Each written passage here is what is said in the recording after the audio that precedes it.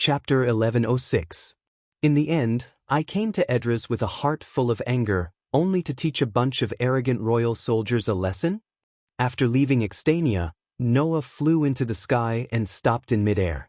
He couldn't help but smile bitterly as he recalled everything that had happened in less than 2 days in Edras.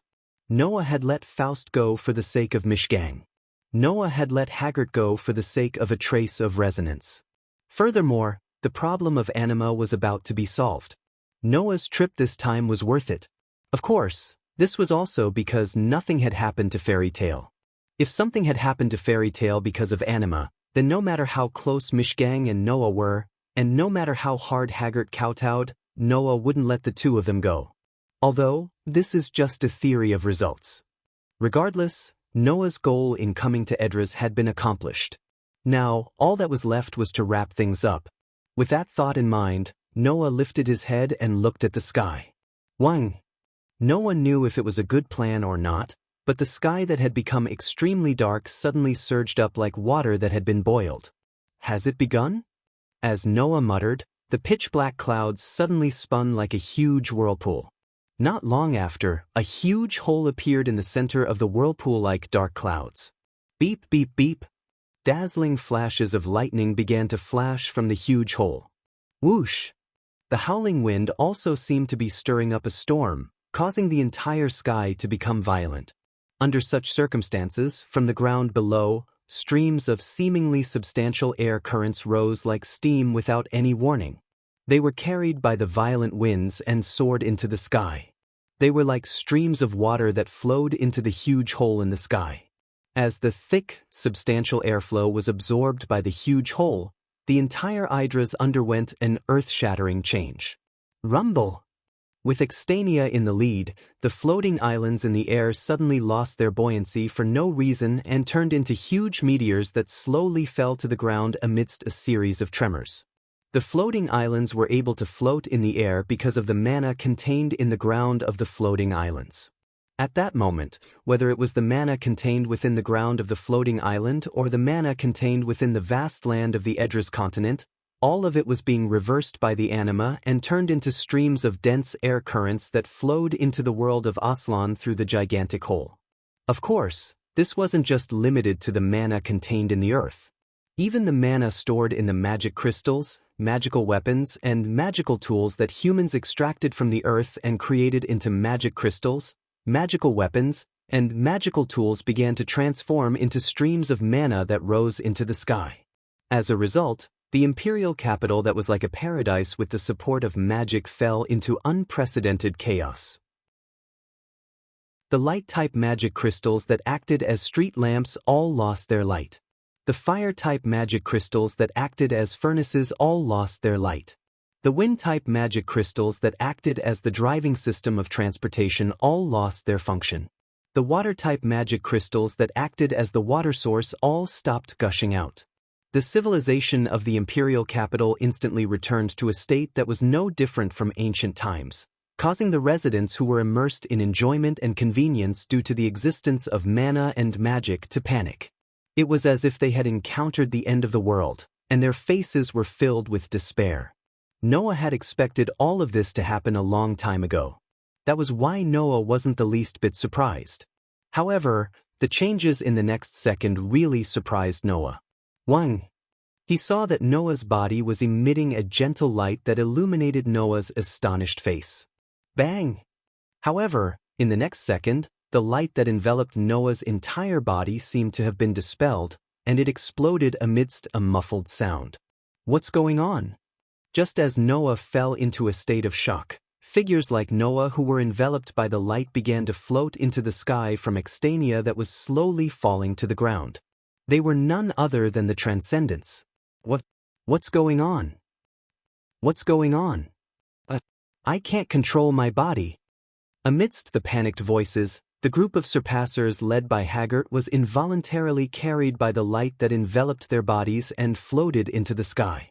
Not long after, the Transcendents were all sucked into the anima's hole while they were still in a state of panic. Seeing this, Noah immediately understood. Because of the reversal of anima, what little magic power remained in Edras would be absorbed and flow towards Aslan. Regardless of whether it was Noah or the Surpassers, they all had mana in their bodies. The super subspace magic anima naturally had no way of extracting mana from a person's body. It could only absorb the mana along with the person's mana, including Noah. Unfortunately, Noah's curse resistance bounced off the effects of anima. This resulted in the situation where only Noah could continue to stay in Edris. Well, in the beginning, I was planning on going back by myself through the void of anima anyway. After understanding the changes in his body, Noah relaxed and lowered his head to look at the chaotic capital. At the very center of the imperial city, at the top of the tallest palace, a figure holding a magic staff stood against the wind. His eyes met with Noah's, and his lips moved a few times, as if he was trying to convey something. Noah naturally couldn't see Mishgang's lips from such a distance. However, Noah inexplicably understood what Mishgang was trying to say. "Thank you. Goodbye." It was exactly the same words that Mishgang said to Noah in the magic workshop of anima. Thus, Noah smiled. 7 years ago, Noah had coincidentally saved Mishgang, who had fainted from exhaustion after stopping anima. From then on, they had formed a bond. 7 years later, Noah and Mishgang parted ways. As the prince of Edris, Mishgang, who had been running around for Aslan for many years, had finally returned to his hometown. However, given Mishgang's personality, he would definitely be running around for Edris, which had fallen into chaos after losing his mana, right? At least, Noah believed that. Mishgang definitely had the ability to change this world called Edris. Thus, in their parting, there was reluctance and gratitude, but more than that, there was hope for the future. Under Mishgang's gaze, Noah looked in another direction as if he had a stroke of luck. There, a group of people were desperately waving at Noah, who was in the air. In their hands, there was a flag. It was a flag with a design that looked like a flying bird, but also like a fairy. The smile on Noah's face grew wider and wider, but he had no intention of flying down.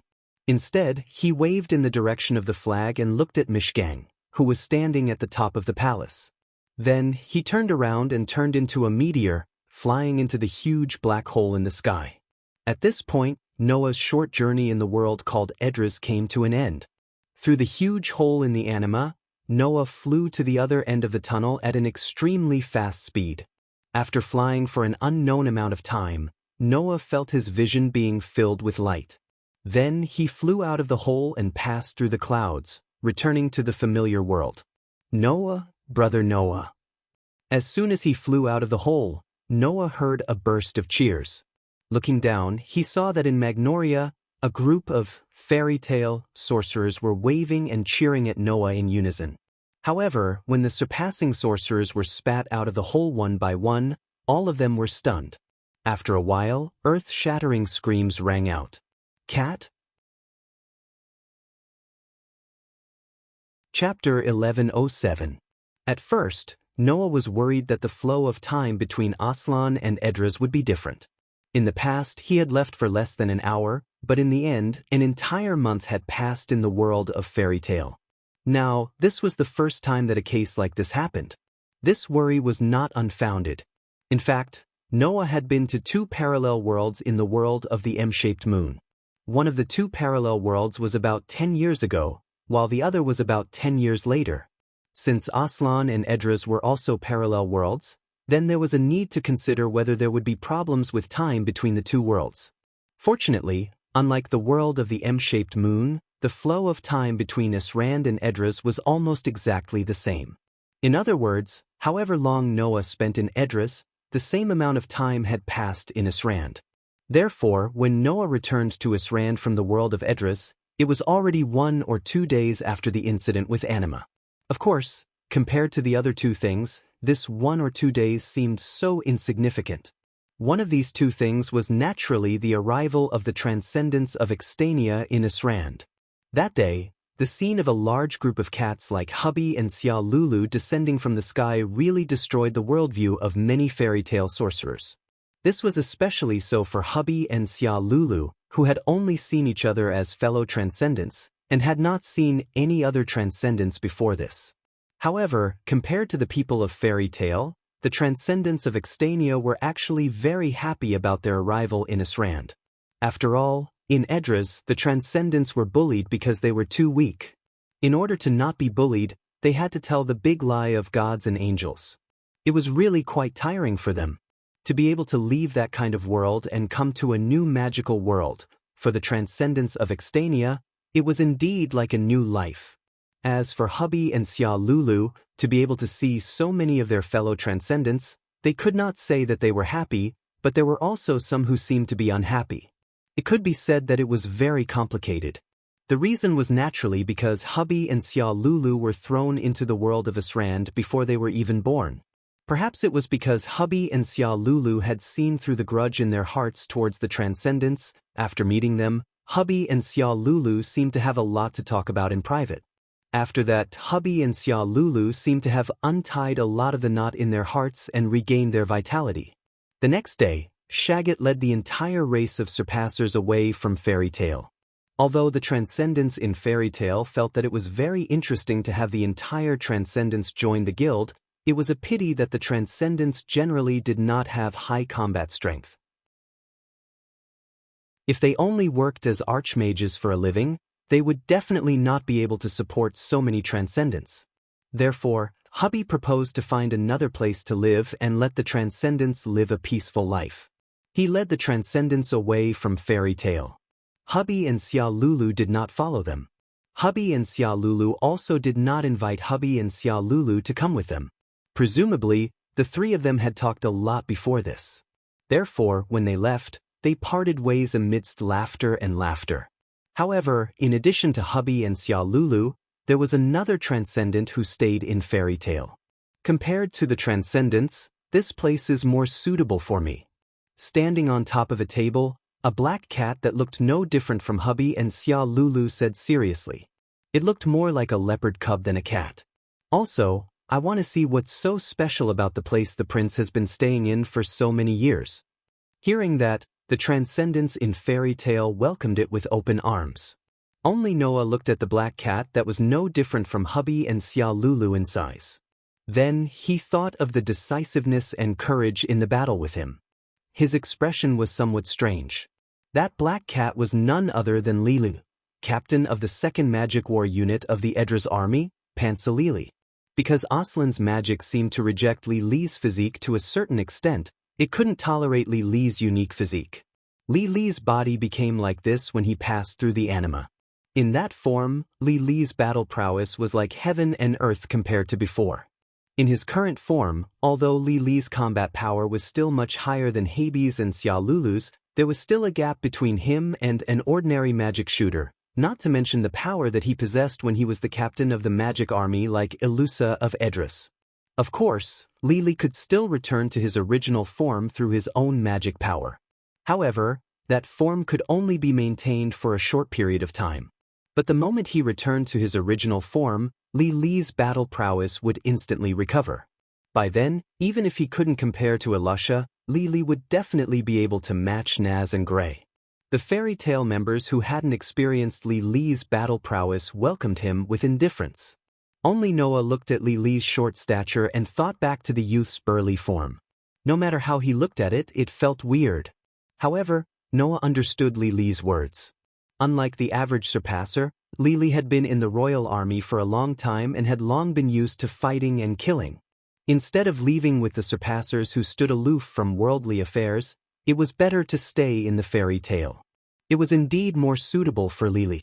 No one was happier about this than Gadjaloo. Gadjaloo came in front of Li Li, who was standing on the table, and stared at him. After a while, he grinned. It seems that you're different from the blue cat and the white cat over there. You seem to be very strong. Hearing Gadjaloo's words, the corners of Li Li's mouth rose slightly into a somewhat wanton arc. Do you want to try? Gadjaloo's face suddenly showed a standard evil man smile. Just what I want. The sudden development made the Fairy Tale's magic shooters all cheer. Hey, Lucy shouted in a flurry. Why did it suddenly become like this? What? A fight? Naz's face was full of excitement, and he rolled up his sleeves. Count me in too. Not only Naz, but even Gray and Elfman were eager to give it a try. All of a sudden, they really got into a mess and started fighting. This made Lucy and Wendy panic, and also made Mira and Lisa smile knowingly. In the direction of the bar, they watched this lively scene that was as lively as usual. The scene was very warm. In front of the bar, Noah told Makarov, Kildas, and Ilusha about Mishgang. Is that so? Ilusha's expression was somewhat regretful. Did you leave Mistgang there? After all, Edras is his home. Kildas didn't seem surprised. For the sake of Aslan, who he's never seen before, that guy could come here at such a young age and protect this world for so long. Now that Edras's mana has disappeared and the world has fallen into chaos, it's impossible that he didn't stay. But the departure of an S-rank magic shooter is a huge loss to our guild, Makarov sighed softly. It's really a pity. Mishgang is just continuing on the path he believes in. Noah suddenly smiled. As partners in the same guild, all we can do is support him. Ilusha and the others looked at each other and nodded. Chapter 1108. That's right. At this time, Makarov suddenly changed the topic.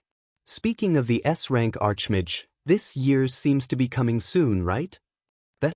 Noah was slightly startled. That? Ilusha and Kildas were also startled, but then they seemed to have thought of something and suddenly understood. So, another year has passed, Ilusa said with a sigh. Time really flies. S-rank Archmage? Kildas was a little nostalgic. I haven't been in the guild for a long time. If the president didn't mention it, I almost forgot. Not only Ilusha and Kildas, but even Mira and Lisa, who were working at the bar, seemed to have noticed what Makarov was talking about. This year's is coming soon. Mira smiled gently as always. Naz and Gray should be very happy, right? Also, Brother Elf seems to have been looking forward to this matter. Lisa also said with a smile. Plus, this year, our guild also has a lot of capable newcomers. It will be very lively. Seeing that Ilusha, Kildas, Mira, and even Lisa understood Makarov's meaning, Noah was curious. What is that? As soon as this question came out, Makarov, Ilusha, Kildas, Mira, and Lisa were all startled, and then they reacted. Speaking of which, since many years ago when he got Kildas's magic crush, Noah has been away from the guild for a long time. Ilusha reminded. In order to be able to fully control the magic crush, Noah trained outside for 4 years. Then he went to Celestial Wolf Island to receive the guidance of the first generation. Another 2 years passed, and he didn't come back until recently. It hasn't even been half a year since he came back. After being reminded by Ilusha, everyone was once again enlightened. Especially Kildas, who looked at Noah with some surprise in his eyes. Are you able to fully control the magic crush? Well, because I have been training my mana control for a long time since I was a child, I have some experience in controlling it. Although Noah didn't know why Ilusha suddenly mentioned this matter, he still answered Kildas's question truthfully. But even so, it took me 4 years to fully control the magic crush. It only took you 4 years to control the magic crush, and you're still not satisfied. Kildas was speechless. Even until now, I still haven't been able to completely control the shattering magic. As expected of you. Now that you think about it, it's true that Big Brother Noah has only been back for less than half a year. Lisa leaned on the bar and looked at Noah with eyes full of love. It feels like Big Brother Noah has been back for a long time. It's incredible. That's right. Mira also turned her gaze to Noah. Her eyes were closed as she smiled. It's like they've been together for a long time. Ilusha looked at Noah with a gentle gaze after hearing Mira and Lisana's words. On the other hand, Makarov and Kildas snickered at Noah with a wretched expression. Noah felt a little embarrassed and could only speak up helplessly. Stop talking in riddles. Hurry up and tell me what it is. However, Noah's words did not attract the attention of the group. Instead, they fell silent. If you think about it this way, Noah, Ilusha said to Noah, you're not an S-rank magic shooter yet, right? That's right. Noah asked curiously. Is there a problem? There's a big problem. Makarov shouted at Noah, not even caring about the wine glass in his hand. Noah, for the next period of time, don't do anything. Spend all your time on work. Work! Noah was stunned. But I'm not short of money. Not only was he not short of money, Noah had a treasure trove full of gold and silver that could be replenished automatically. From now on, he would not have to worry about money. Under such circumstances, why would he spend his time on work? Did he have nothing better to do? However, in the face of Noah's words, not only Makarov, but even Mira, Lisanna, and Alusha were not willing to accept it. All right, Noah, just listen to the president, Mira said gently. For the next period of time, spend all your time on work. Don't worry about anything else. This time, I won't help you, Noah, Alusha said seriously. This is for your own good. Hurry up and work hard, young man. Kildas smiled cheekily. Back in the day, I was also busy for a period of time. Everyone went through it like this. All in all, big brother Noah, don't worry about anything else. Work hard from now on. Lisanna was even more direct. She walked out of the bar and pushed Noah's back, pushing Noah in the direction of the stairs. You've been busy in Edras for so long. Big brother Noah, you haven't had much rest. Have a good rest today. Work hard from tomorrow onwards. Wait. Noah could only say gloomily as he was pushed away by Lisanna. At least tell me what it is. All right. Lisanna ignored Noah's protests and pushed Noah back into the room with a domineering look. Anyway, big brother Noah, have a good rest first. That's right. Thus, Noah could only return to the room with a belly full of questions. After returning to the room, Noah lay on the bed with a gloomy expression. What's going on? From the reactions of Makarov, Kildas, Alusha, Mira, and Lisanna, it seemed that something would happen in the guild soon. And this matter seemed to have something to do with the S-rank sorcerer. What does it have to do with the S-rank sorcerer? Noah frowned thoughtfully. I keep feeling that there is such a thing, but I can't remember. This could not be blamed on Noah. After all, just as Alusha said, Noah had already left Fairy Tale for more than 6 years. He had only returned to the guild for less than half a year. Of that time, he had spent a month in another world. But because of the difference in time, it seemed like a month to others, but to Noah, it was more than half a year. In that case, Noah had not been in contact with the guild's matters for about 7 years. It was natural that he would forget something. Forget it. Since everyone has said so, it must be something important. I'll do more missions for now. Anyway, I have nothing to do. After making such a decision, Noah temporarily suppressed the depression and curiosity in his heart. Looking at the ceiling, he suddenly thought of something. Speaking of which, after leaving the dungeon, I haven't updated my ability points. After leaving the world of looking for a chance encounter in the dungeon, Noah had not updated his ability points.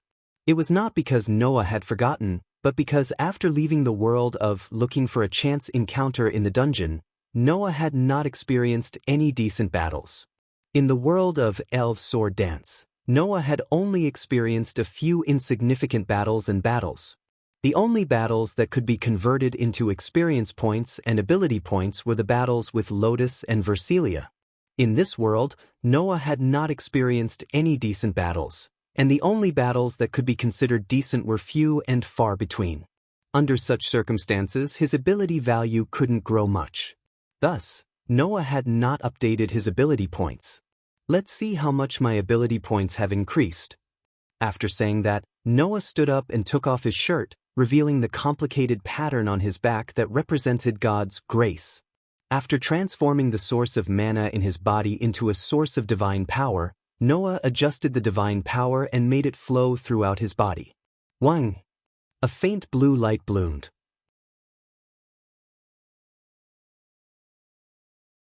Chapter 1109.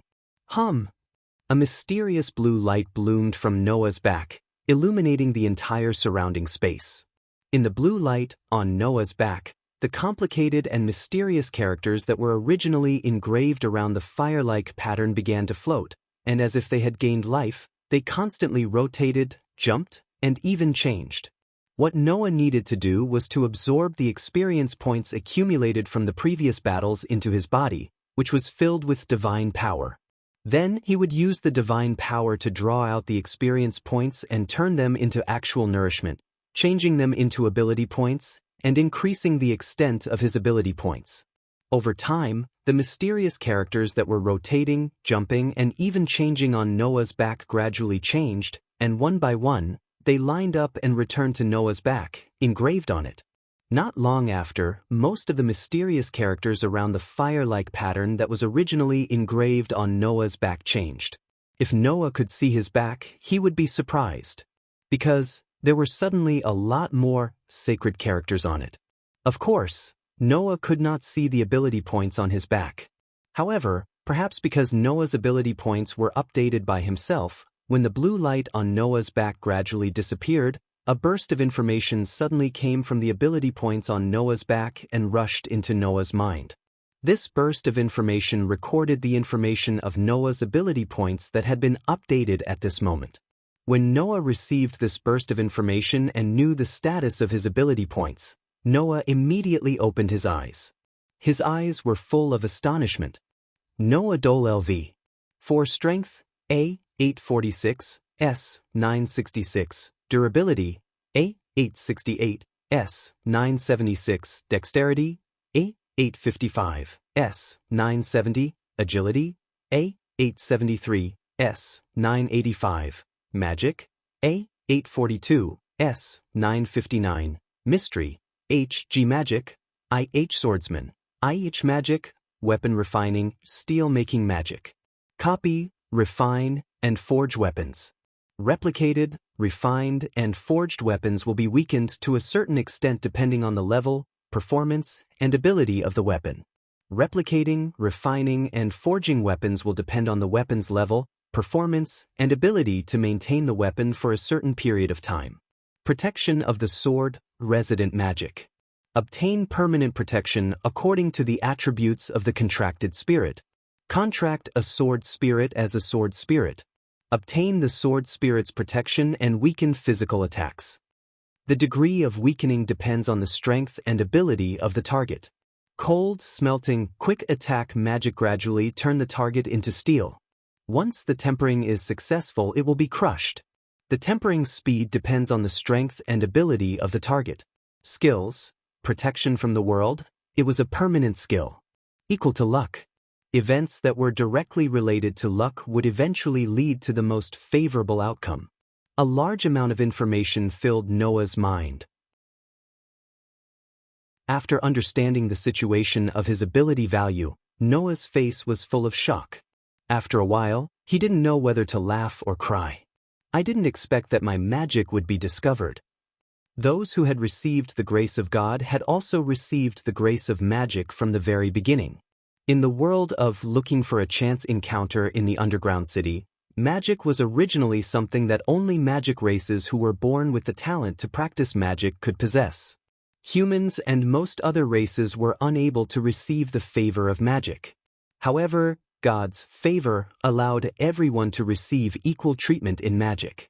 To say that it was equal treatment in magic was not the right way to put it, because even if one received God's favor, if the possibility of receiving it was too low, then even if one was qualified to learn magic, if the possibility of awakening magic in one's body could not be awakened, then it would just be an empty bar, and one would not be able to discover their own magic for the rest of their life.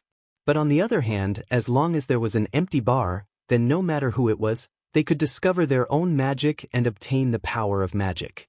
As for the empty bar, those who receive God's favor could at least get one, and at most 3.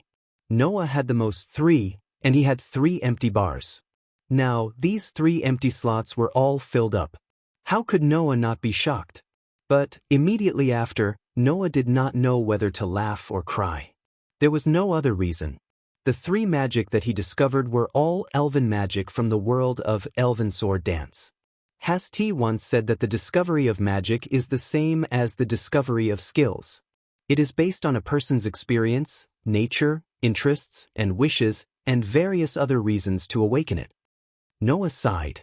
It seems that my contract with Aster, and thus I obtain the ability to learn and use elven magic with the steel attribute, was excavated by God's favor and treated as magic. You discovered it, right?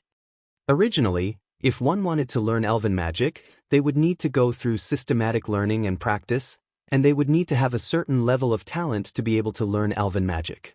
But now, because of God's favor, Noah directly skipped the learning and practice stage and was forced to discover 3 elven magic, and these 3 elven magic became magic that he obtained with the help of his ability points. What's more, there's a low-level, mid-level, and high-level magic spell each. Elven magic was also divided into levels. Among the 3 spells that Noah had discovered, there was a low-level, mid-level, and high-level elven magic spell each. Among them, the low-level elven magic was Weapon Refinement. This elven magic was one of the basic elven magic that could be learned after contracting with a steel attribute sword spirit. It could only copy, refine, and forge ordinary weapons, so that the elven user would not be able to fight empty-handed. It could not copy, refine, or forge elven equipment, so the elven magic was of the lowest level. The medium-level elven magic was Sword Protection. This elven magic was somewhat practical. It could determine the strength of the protection depending on the level of the contracted spirit and the amount of divine energy. Once this magic was used, it could weaken physical attacks to a certain extent, which was very good. As for the high-level elven magic, it was Cold Smelt. This elven magic, when Noah contracted with Aster, in order to get rid of Noah, Aster used it in the form of a sword. At that time, if it was not for Noah's curse resistance, one of his arms would have already turned into steel. Presumably, if it was a normal elven user who was subjected to this magic, they would definitely turn into cold steel in a short period of time, right? However, this powerful magic had a fatal flaw. That was, it had to come into contact with the target in order to be effective. For Noah, with such a restriction, it would be better to just directly open the gate of Babylon and use the violent force of his noble artifact to get rid of the enemy. As for the weapon refinement, it could only copy, refine, and forge ordinary weapons. It could not even create elven equipment.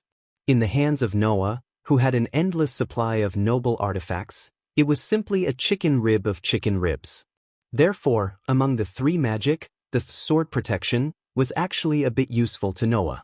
Originally, Noah's curse resistance was already quite high, so normal people could only use physical attacks to deal with Noah. Now, with the addition of the Sword Protection that could weaken physical attacks, Noah was really starting to walk on the path of invincibility. However, it seems that because of the magic found in the grace, these elven magics seemed to have some changes. Noah pondered over the feedback of the ability value. After pondering for a while, he nodded.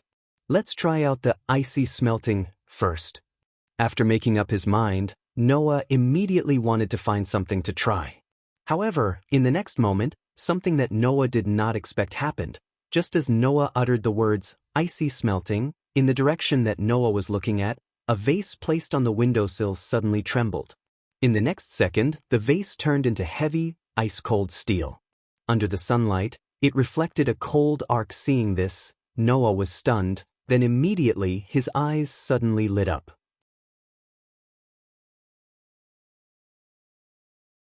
Chapter 11:10. Looking at the vase that suddenly turned into cold steel without any warning, Noah's eyes lit up. He quickly got up, went to the window, and picked up the vase. The heavy and cold feeling in his hands told Noah that the vase had indeed turned into steel. Without a doubt, the reason why the vase suddenly turned into steel could only be because Noah had activated icy smelting. But I didn't touch the vase at all. I just looked at it unintentionally. Feeling the heavy and cold feeling of the vase in his hands, Noah's heart settled. He turned his head and looked at the other vase at the head of the bed. Normally, when magic was discovered, the incantation needed to activate the magic would also be displayed. However, Noah's icy smelting did not display the incantation. Instead, it was marked with the words, Quick Attack Magic. This proved that this magic did not need an incantation and could be activated in an instant. Then, in this case, without an incantation, what was the trigger for this magic to be activated? This, Noah also did not know. However, just now, Noah did intend to activate icy smelting to test the power of this high-level elven magic. In other words, the trigger for this magic to be activated came from Noah's own will. In other words, if he wanted to activate it, he would immediately activate it. At this moment, Noah took a deep breath and looked at the vase at the head of the bed. This moment, Noah's dark and deep pupils suddenly turned into a cold silver-white color, flashing with a crystal-like light. Kacha? At the same time, on the vase that Noah was looking at, a crisp sound that sounded like ice being frozen faintly sounded. Kacha, kacha, kacha. In the next moment, in the midst of the sound of ice, the vase gradually turned into cold steel starting from the base. Not long after, it was completely covered by steel. The silver-white pupils that were flashing with a crystal-like light slowly returned to the deep and calm darkness of an ancient well. However, that did not stop Noah from feeling excited. Under the situation of being discovered as a magic by grace, the cold smelting that originally required physical contact to be effective was actually effective by just casting one's gaze? Wasn't this the steel version of the demon eye of petrification? I thought this spell wouldn't be very practical. Now I have to change my mind. Noah glanced at the vase that had turned into cold steel, and his heart skipped a beat. Bang! The vase, which had turned into cold steel, suddenly exploded into pieces and fell to the ground. This was the other effect of cold smelting. As long as it was successfully tempered, it could shatter the tempered part at any time. Noah could already imagine how desperate his enemies would be in the face of this spell. However, the speed of tempering depends on the opponent's strength and ability. The stronger the opponent, the slower the tempering speed. Even so, Noah was not disappointed. I wonder if there are any changes to the other two spells? Thinking of this, Noah put the other tempered vase back on the windowsill and removed the tempering effect. Thus, the lifeless steel vase that was just a second ago returned to its original state. After doing this, Noah sat back on the bed and stretched out a hand. Cold smelting was a quick attack spell. It did not require an incantation and could be activated in an instant by relying on Noah's will. The sword's protection was a permanent spell. It did not need to be activated. From the moment the spell was cast, it would always be in effect. It would only take effect when Noah was under physical attack, weakening the physical attack that Noah was under. Only weapon refinement was not a quick attack spell nor a permanent spell. It also did not require an incantation. Then what was the trigger to activate this spell? Noah seemed to understand the method as if he was enlightened. He focused his mind. At this time, in Noah's mind, the image of a sword gradually emerged. Clang! Almost at the same time, in Noah's outstretched hand, a dazzling light bloomed. The light gradually swelled and slowly elongated into the shape of a sword. Ding! A crisp sound rang out, and the light immediately dissipated into specks of light. However, a sword appeared in Noah's hand out of thin air. That sword was exactly the same as the image that appeared in Noah's mind. And this sword, the body of the sword was silver, the blade was gold, and the hilt was dark blue. The whole body of the sword was flowing with a bright golden light. Impressively, it was the Excalibur. Tightly holding the sacred sword that he created, Noah's expression was half happy and half worried. Noah was overjoyed because he sensed a power and aura from the copied holy sword that an ordinary weapon definitely didn't have. This sacred sword was definitely not an empty shell. It even had the power of its original form. At this point, Noah was finally sure. The low-level elven magic called weapon refinement was not only able to copy, refine, and forge ordinary weapons. This magic could even create treasures, elven equipment, and magical weapons that belonged to the category of weapons. How could Noah not be happy? But he was worried because the sacred sword that Noah created did not have the same power as a real sacred sword. Its level has dropped by at least one level. Noah silently felt the power of the sacred sword in his hand. It is equivalent to a grade B++. Moreover, it can only be maintained for about 10 minutes. Thinking of this, the image of the sacred sword in Noah's mind slowly disappeared. The sacred sword that was quietly lying in Noah's hand suddenly followed the image in Noah's mind and gradually disappeared into thin air. Clang. However, in the next moment, another ray of light bloomed in Noah's hand. However, this time, the ray of light bloomed on Noah's entire arm and condensed into form. When the ray of light dissipated, a pair of gauntlets appeared on Noah's hand. A pair of ferocious dragon claws, with a green jade gauntlet on the back of the gauntlet. It was the Red Dragon Emperor's boosted gear. Even the sacred gear can be created? Noah closed his eyes and felt the power of the gauntlet. However, the multiplier effect can only be stacked 5 times at most. The duration is also only 10 minutes. I can't use the balance breaker either. The power is also weakened. Letting the Red Dragon Emperor's boosted gear disappear along with the image in his mind, Noah's mind was once again filled with the image of a pair of beautiful light wings. A ray of light flashed behind Noah's back and turned into a pair of white wings that seemed to have been carefully made. The surface of the wings was like a light film that flashed with a faint blue light. Other than the White Dragon Emperor's light wings, divine dividing, that was opposite to the Red Dragon Emperor's boosted gear, what else was there? The halved effect can only be stacked 5 times at most. The duration is still 10 minutes, and I can't use the balance breaker either. In just a moment, Noah knew the limitations of the White Dragon Emperor's light wings, divine dividing. However, as long as it is in the category of a weapon, it can be created. This I understand. Other than that, Noah also understood another thing. That was, unlike the icy smelting, the reason why the weapon refinement magic was able to replicate and create weapons with power, such as noble artifacts, elven devices, and magical weapons was not because it was discovered as magic by the grace. The reason why the weapon refinement had such a huge change was because of one of Noah's development abilities that had not been used until now. Mystery. This development ability that could allow people to create miracles like God was the reason why the weapon refinement had such a huge change. I still need to continue exploring.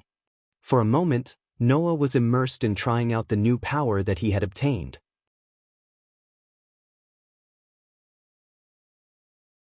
Chapter 11:11. After the 3 magic slots were filled, Noah also found some time to familiarize himself with the 3 spells: weapon refinement, swords protection, and icy smelting. In elven magic, these 3 spells were respectively ranked as low, medium, and high.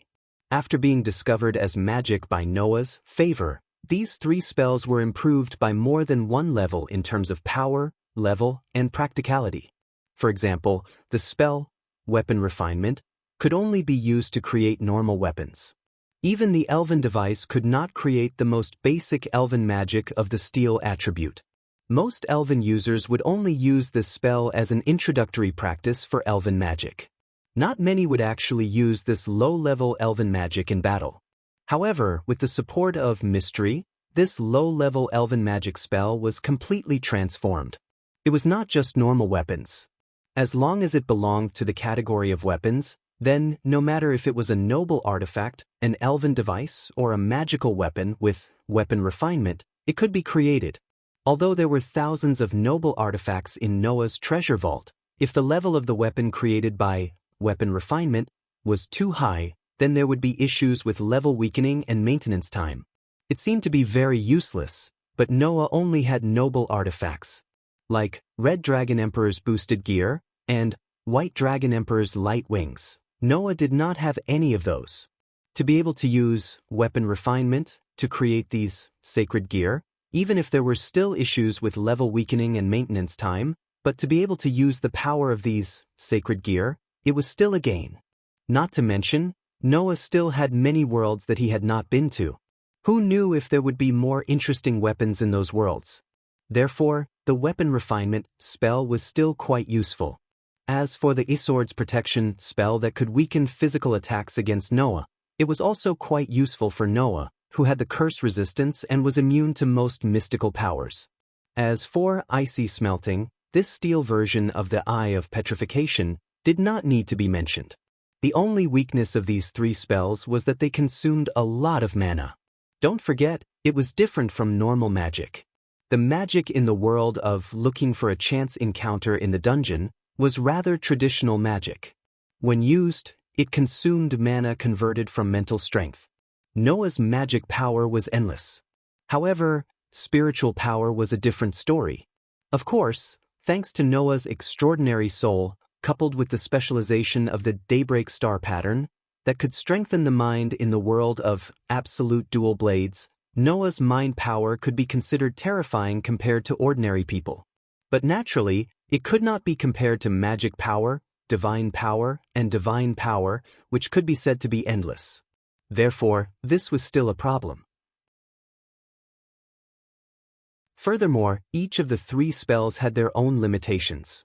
For example, the Red Dragon Emperor's boosted gear and White Dragon Emperor's light wings, divine dividing, that were created through weapon refinement, could double the strength and reduce the strength 5 times each. However, the limitation of being able to double and reduce the strength once every 10 seconds meant that they were destined to be very limited in actual combat. Similarly, although icy smelting could turn people into steel in an instant, even if only a part of the body was turned into steel, Noah could directly crush that part of the steel, causing great damage to the enemy. It seemed very terrifying, but there were other ways to resist it. Just like in the world of the shaped moon, perhaps the enemy's power was too strong, so it could weaken the effect of this spell to a certain extent, or even make it ineffective. Therefore, among the 3 spells, only the sword's protection spell did not have so many restrictions. In general, the extent of the power of these 3 spells depended on how Noah used them. Although for the current Noah, adding 3 more spells wouldn't increase his strength by too much, Linley thought to himself. That's right.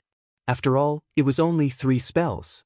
After spending some time familiarizing himself with these 3 spells, Noah began his busy life.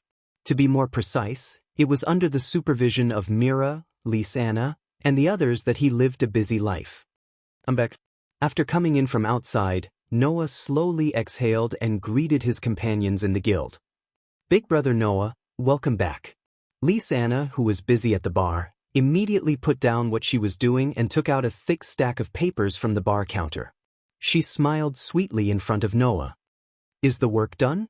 Yes. Noah nodded. It's not very difficult work, I've already finished it. Is that so? Lysana nodded thoughtfully, then took out a piece of paper from the stack of papers in her arms and handed it to Noah with a smile. Then the next job is this. More? Noah's face was bitter. I've already done 3 missions today. Well, those 3 missions are just a piece of cake for Big Brother Noah. Why don't you do more? Lysana looked as if she was worried about her husband's career. After stuffing the commission into Noah's arms, she pushed Noah out. Anyway, Big Brother Noah doesn't look tired at all. There's nothing to do in the guild anyway, so work harder. Yes. Noah could only helplessly take the commission and leave the guild under Lysana's smiling gaze. Mira, who was also busy at the bar counter, smiled knowingly. The rest of the companions looked at each other. Why does it feel like Noah has been working recently? Lucy asked curiously. Could it be that Noah is short on money? Who knows? Gray crossed his arms and teased. Maybe he's planning to collect money for a wedding. That's hard to say. Wedding. When she found that her friends were looking at her strangely, she coughed awkwardly and pretended to be serious and said, I'm sorry, but I'm sorry, but I'm sorry, but I'm sorry, but I'm sorry. Unfortunately, this time, you guessed wrong. Noah is busy with work because of something very important. Something very important? Naz, who was gnawing on a drumstick, turned his head while eating. What's the matter? Have you all forgotten? Elisha frowned and reminded them. This year's that one is coming again. That one. Naz and Gray were stunned together. Then, they thought of something and their faces changed. They got up abruptly and screamed. Oh, I forgot. Suddenly, both Naz and Gray rushed to the notice board with amazing momentum. They tore off a commission order and rushed to the front of the bar counter. Mira, I want to take this mission. Me too. I'll take this. Myra's smile was still gentle. Please take care. So, Naz and Gray rushed out and almost bumped into Wendy, who had just come in from outside and was still holding Xia Lulu in her arms. Wendy was shocked. The fuss of Naz and Gray seemed to have attracted the attention of the rest of the members in the guild. After a while, the entire guild became lively. It seems that Naz and Gray have finally started to go crazy. With Noah, this year should be very interesting, right? We can't lose. Yeah. In conversations similar to the above, some people continued to talk and laugh, while others, like Naz and Gray, rushed to the mission board where the commission order was posted, and it became crowded. Seeing this scene, Wendy and Lucy were puzzled. Seeing Wendy and Lucy's puzzled look, Elisha smiled. Don't worry, it's not a bad thing. Just look forward to it first. Wendy and Lucy looked at each other and could only nod their heads. In the corner of the guild, Kana, who was holding a wine barrel, was looking in the direction of the mission board with a gloomy face.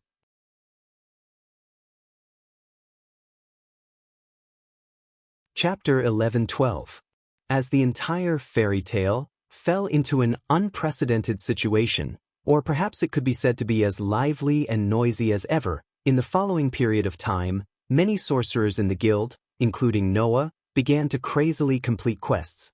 For example, Naz, Gray, Elfman, and even Lebby, the first-rate members and potential members of Fairy Tale, had recently vented all their passion and time on missions.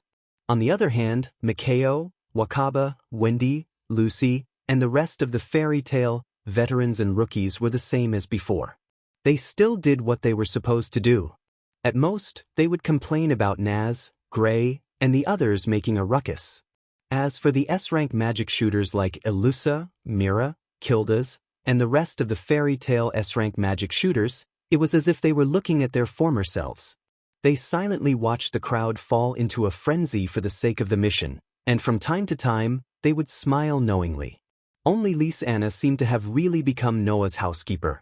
Whenever Noah went out to do missions, she would help Noah find missions of good difficulty and reward in advance. When Noah returned, she would hand those missions over to Noah, becoming the standard virtuous wife. It wasn't just Lise Anna. Even Mira would sometimes pay special attention to Noah's mission progress. Just like Lise Anna, she looked as if she couldn't wait for Noah to be busier and complete more missions. This made Noah begin to suspect whether the two delicate fiancés really wanted him to raise money for their wedding.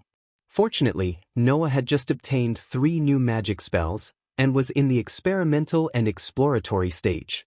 The accumulation of a large number of tasks also gave Noah a lot of opportunities to practice. Hence, he managed to master the 3 new magic spells like the back of his hand. Seeing that even Naz, Gray, Elfman, and Lebby had fallen into a vortex of crazily completing missions, Noah's curiosity towards that so-called thing in his heart grew, and he actually began to look forward to it. This kind of life was maintained for quite a long time. It ended abruptly as well. On this day, Noah had yet to wake up when the door to his room was gently opened. As expected, he's still not up yet? Mira walked in from outside the door and looked at Noah, who was sleeping soundly on the bed. She smiled gently and deliberately slowed down her footsteps and quietly walked into the room. In fact, Mira knew that even if she didn't deliberately go easy on him, Noah still wouldn't wake up. Although she didn't know the existence of Noah's sensory ability, she knew that if someone approached Noah with hostility, malice, or killing intent, they would definitely wake Noah up in an instant. On the contrary, Noah had been sleeping on the same bed as Mira and Lise Anna, who couldn't be any more familiar with him. Unless they deliberately made a sound, Noah would be at ease and appear unguarded. Coming to the bedside, Mira was just about to wake Noah up when she suddenly thought of something and gently lifted Noah's blanket. On top of Noah's body, a young elf girl with long silver hair that reached her waist was hugging Noah's neck. She was also in a state of deep sleep and seemed to be very peaceful. Mira was already used to this and only muttered in a slightly reproachful voice. "At least you should let Aster wear clothes, right?" Almost every morning, Aster would remove his sword form and transform back into his human form, burrowing into Noah's bed under the pretext of accompanying him to sleep. If it weren't for the recent missions, either Mira or Lise Anna would wake Noah up in the morning, When Aster woke up, he would definitely have the mission of waking Noah up. Moreover, he would do it in a way that would make Mira and Lisanna envious. But recently, this mission had been taken over by Mira and Lisanna. Even Wendy couldn't get in on it, much to Aster's dissatisfaction. Moreover, Aster was someone who got jealous easily and had rich feelings that were far from what he appeared to be on the surface. Recently, he had been at loggerheads with Noah quite a bit. Of course, in the eyes of others, Aster's loggerheads were all kinds of cute. That was why even Lisanna couldn't bring herself to hate Aster, let alone the gentle and kind Mira. On the contrary, she liked the petite and cute Aster and almost raised her as her own daughter. Mira stroked Aster's head lightly, then looked at Noah and shook his body. "Noah, it's time to wake up." Noah's brows were clearly furrowed, but he didn't wake up. Instead, he slept even more soundly. "Don't sleep, Noah." Mira could only increase her strength. "Today is a very important day. You can't sleep anymore." Noah finally let out a groggy sound. His eyelids fluttered a few times, but in the end he didn't wake up. "Seriously," Mira said helplessly. "If you don't wake up soon, I'm going to do something bad." With that, Mira looked at Noah's lips. Her eyes flickered a few times, and she couldn't help but kiss them lightly. However, before Mira could leave Noah's lips, one of Noah's hands suddenly reached out and grabbed Myra's slender waist. In turn, he pried open Myra's teeth and captured her lips and tongue. Mira didn't know what to do and subconsciously struggled. After a while, she stopped and closed her eyes, passively accepting Noah's domineering kiss. After an unknown amount of time, Noah and Myra's lips finally parted slowly. "Ta!" Mira couldn't help but gasp. Then she saw Noah's slightly mischievous gaze and smile. How was he as muddle-headed as before? Noah had clearly woken up a long time ago and was purposely messing with Mira. Realizing this, Mira puffed up her cheeks and said angrily, "Noah, you've become naughty." "Is that so?" Looking at Myra's cute puffed-up cheeks, Noah couldn't help but reach out and pinch Myra's nose. "Then, do you like it?" "I hate it the most." Mira rolled her eyes at Noah. Then she knocked on Noah's chest. "Hurry up and let go." But Noah blinked. "Can't we stay like this for a while longer?" "No." Mira reached out her finger and tapped Noah's nose. The anger on her face turned back to her usual gentleness. "If you don't let go, someone is going to get angry." After saying this, a cold gaze landed on Noah. Noah's eyelids twitched. He stiffened his neck and looked to the side. There, Aster looked at Noah without saying a word. His entire body was filled with an indescribable boldness. That boldness was all transformed from anger. Because, in order to tease Mira, Noah squeezed the sleeping Aster out when he hugged Mira.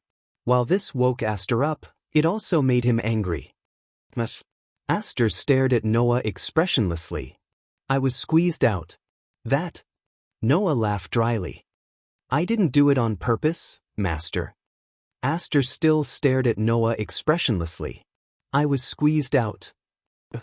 The corner of Noah's mouth twitched as he said resentfully, "That's why I didn't do it on purpose, Master." Aster interrupted Noah's explanation and stared at Noah. "I was squeezed out." "Okay." Noah could only helplessly lower his head. "It's my fault, Aster. Forgive me."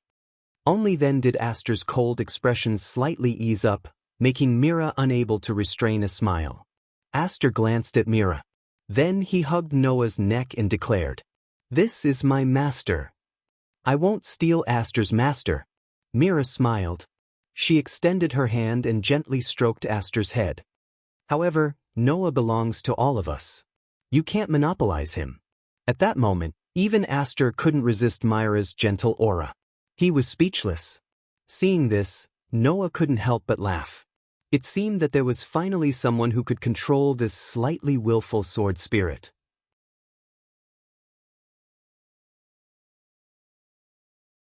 Chapter 11:13. After playing around for a while, Aster transformed back into the form of a small sword and was pinned to the back of Noah's waist. By the way, under Myra's service, Noah obediently allowed Mira to help him put on his clothes like a newlywed wife. Suddenly he recalled Myra's words. Lowering his head, he looked at Mira, who was helping him tidy up his collar, and said, "You just said that today is a very important day. What day is it? Do you want to know?" Mira didn't even raise her head. She still helped Noah tidy up his clothes and smiled slightly. "When you go down, you will know." Go down? Noah was a little curious. Did anything happen? It's a good thing, Mira said with a smile. Soon, you will know that the hard work during this period of time is worth it. Listening to Myra's words that seemed to be pretending to be mysterious and deliberately whetting his appetite, Noah could only shrug, but he was looking forward to it in his heart.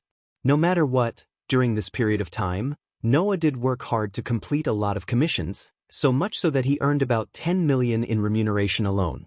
If the result of such hard work couldn't be exchanged for a sufficient surprise, it would be too disappointing, wouldn't it? After dressing and washing up, Noah took Mira downstairs and came to the guild hall on the first floor. As soon as he stepped into the guild hall, many people turned their attention to Noah. Coming.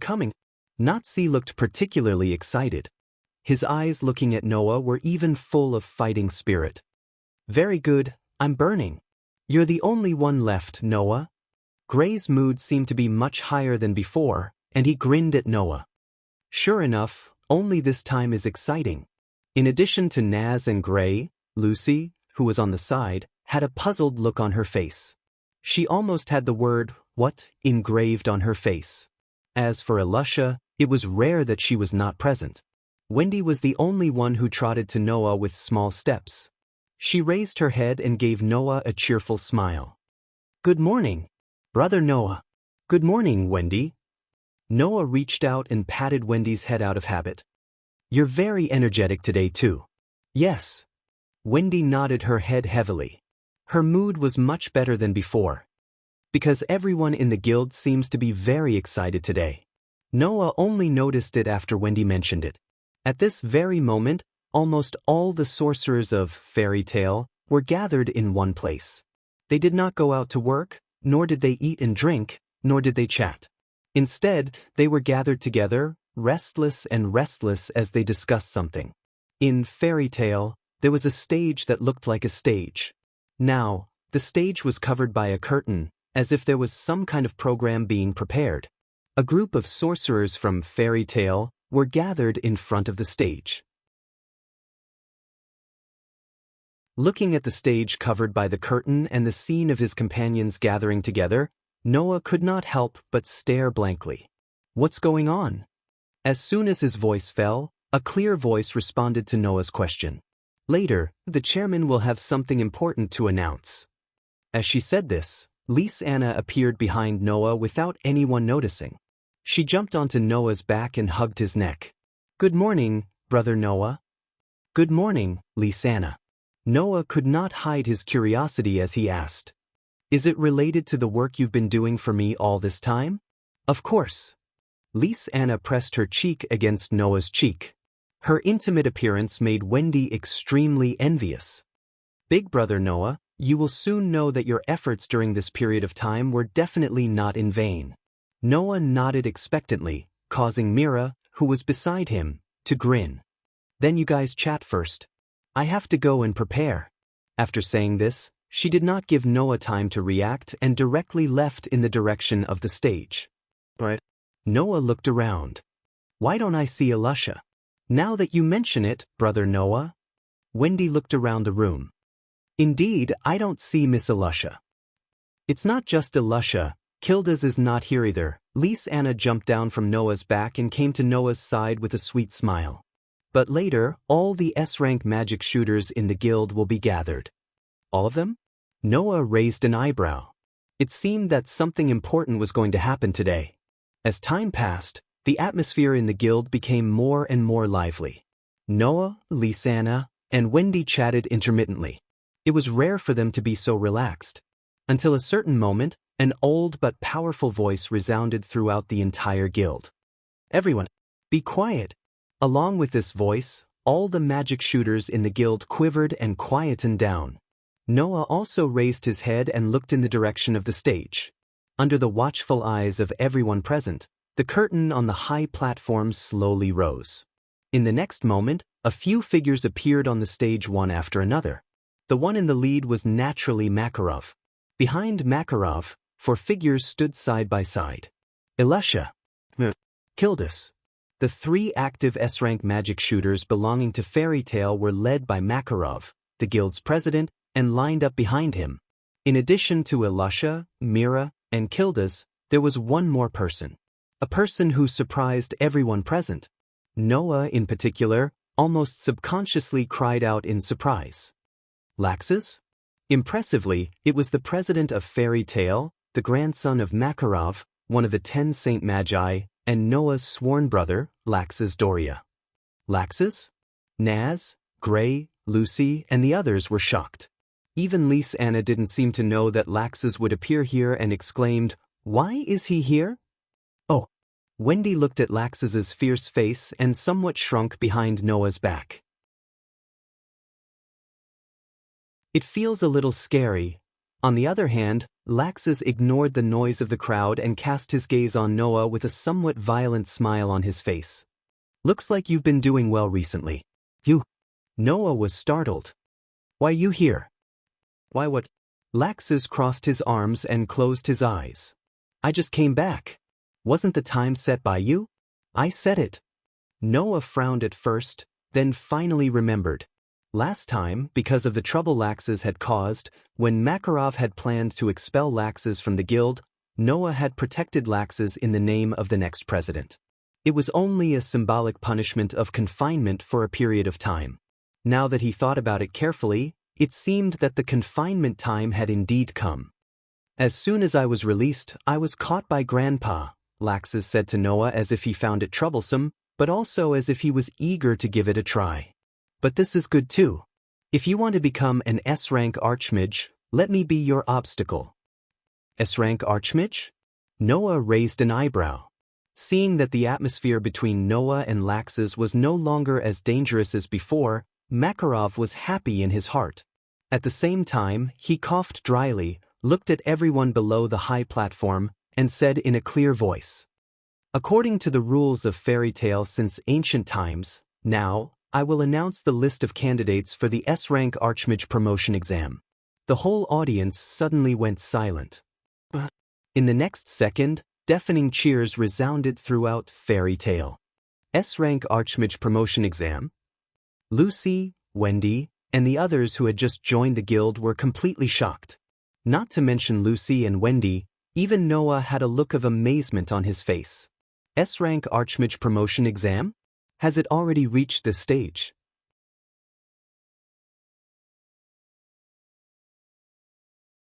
Chapter 11-14.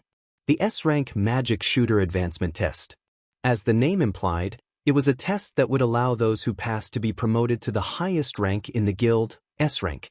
In Fairy Tale, there were only 4 S-rank magic shooters in active service. Elisha, Mira, Kildas, and Laxus, a total of 4. Every single one of these 4 people possessed extremely powerful strength. Among them, Kildas and Laxus even had the ability to become one of the 10 great Saint Magi. Elisha was also not far from becoming one of the 10 great Saint Magi. Even Mira had strength that the other magic shooters in Fairy Tale did not have, and there was no need to doubt her battle prowess. Becoming an S-rank magic shooter meant that one would be on the same level as the 4 of them. In addition, becoming an S-rank magic shooter meant standing at the forefront of the entire guild. They could also undertake S-rank missions, SS-rank missions, 10-year missions, and even 100-year missions, and other missions with high difficulty and generous rewards. In this way, who wouldn't want to gain both fame and fortune? Other guilds aside, in Fairy Tale, every year there would be an S-rank magic shooter advancement test. There was no limit to the number of candidates, the venue was not fixed, and the content was unknown. It would only be announced after the list of candidates for the S-rank magic shooter advancement test was finalized. To be selected, one not only needed to have a certain amount of strength, but also a certain amount of experience, as well as the approval of the guild leader and the guild members. Why did Mira and Lisanna let Noah spend all his time on work during this period? It was to let Noah have enough experience to qualify for the S-Rank Magic Shooter Advancement Test. I see. Noah glanced at the smiling Lisanna and said helplessly. So they made me work so hard for the S-Rank Magic Shooter Advancement Test? It was impossible for Noah, who had grown up in fairy tale, to not know about the S-Rank Magic Shooter Advancement Test. However, after being away for so long, Noah had long forgotten that the S-Rank Magic Shooter Advancement Test was held every year at this time. That was why he hadn't reacted to it.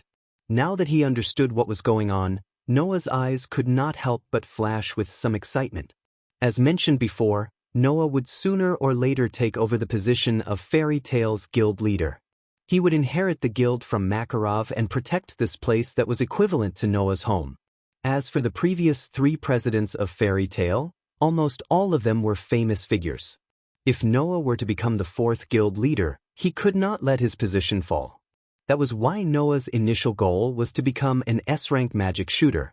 Now, the moment had finally arrived. Even Noah couldn't help but feel excited. At the same time, Makarov began to announce the list of candidates for the S-Rank Magic Shooter Advancement Test. This year, there are a total of 7 Magic Shooter Advancement Magic Shooters. The Magic Shooter Mira Magic Shooter Mira Magic Shooter Magic Shooters Shooters Magic Shooter Shooters, clank.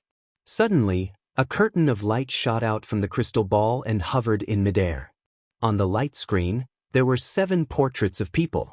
Below each person's portrait, there was a name. Noah Doria, Naz Dolagner, Gray Falpast, Elfman Strauss, Gadger Wrightfox, Julian Rox, Katrina Arapolona. A total of 7 names appeared on the screen together with the portraits of Noah and the other magic shooters, and were imprinted in the eyes of everyone present. That was the list of candidates for this year's S-Rank Magic Shooter Promotion Exam. That's great! Naz shouted excitedly. Why am I behind Naz? Gray said with a smile on his face. Be a man. You should become an S-Rank Magic Shooter.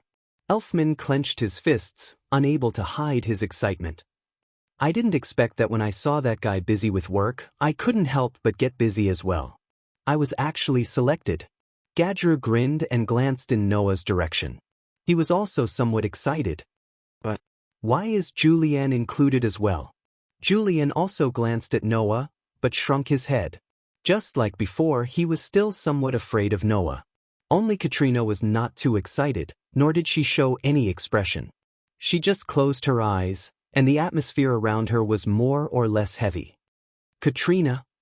Lucy looked at Katrina with some worry and secretly decided to have a good chat with Katrina after this. As for Noah, he was deep in thought as he looked at the light screen that displayed the names of the 7 people.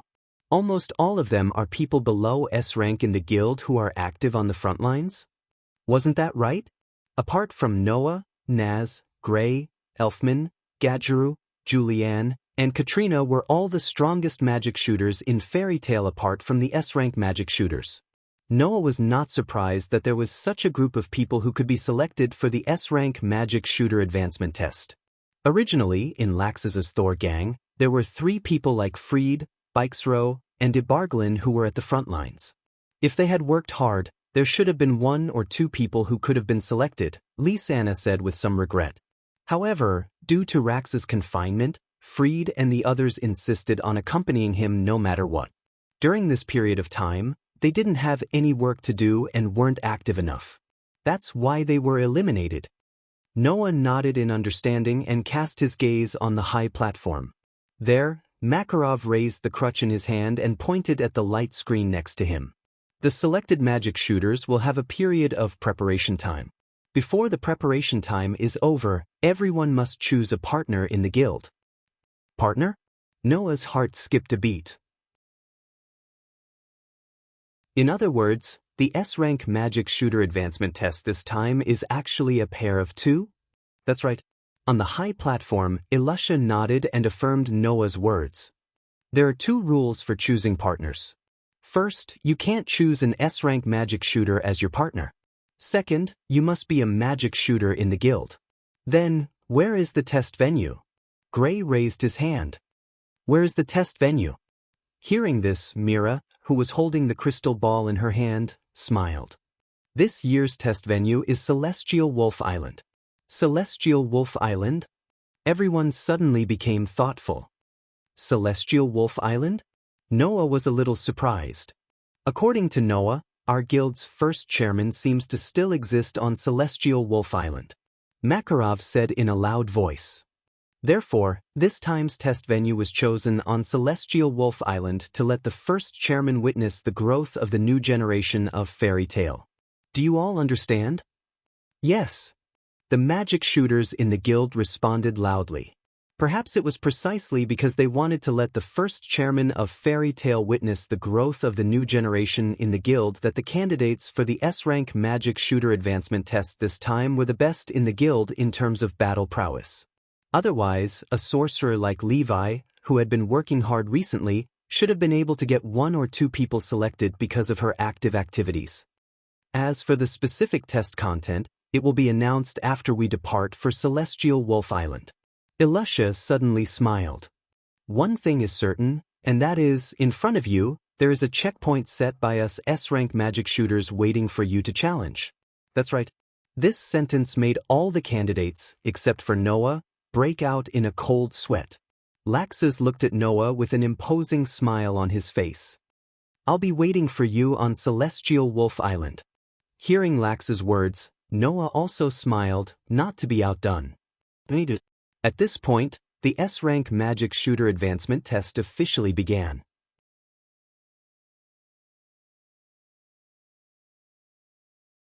Chapter 11:15. If it's me, of course, it's hubby. Not long after the announcement of the S-rank magic shooter promotion exam, Nazi raised his head and puffed out his chest and shouted. Besides hubby, who else is suitable to be my partner? Hubby was also full of fighting spirit and raised a hand. I will definitely make Nazi an S-rank magic shooter. Is it that easy? Lucy was not optimistic about Nazi. This time, Noah will be taking part in the S-rank magic shooter promotion exam. Yes. Wendy also expressed her own opinion, which was rare for her. Brother Noah is the best. He will definitely become an S-rank magic shooter.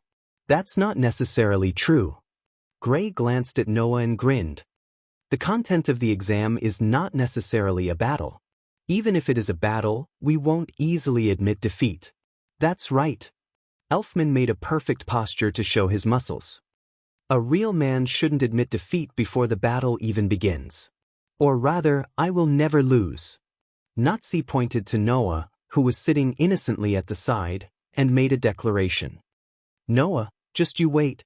After that, Nazi no longer said anything and ran straight out of the door. Since you have decided, then don't waste time. Hurry up and practice. Love. Hubby flew out without any hesitation. Together with Nazi, they disappeared in the direction of the door in the blink of an eye. That idiot. Gray had a look of contempt on his face. There is not much time left before the S-rank magic shooter promotion exam. How much strength can he gain by practicing at this time? When the time comes, his body will be damaged and he will suffer. Well, that's Nazi's style. Noah smiled.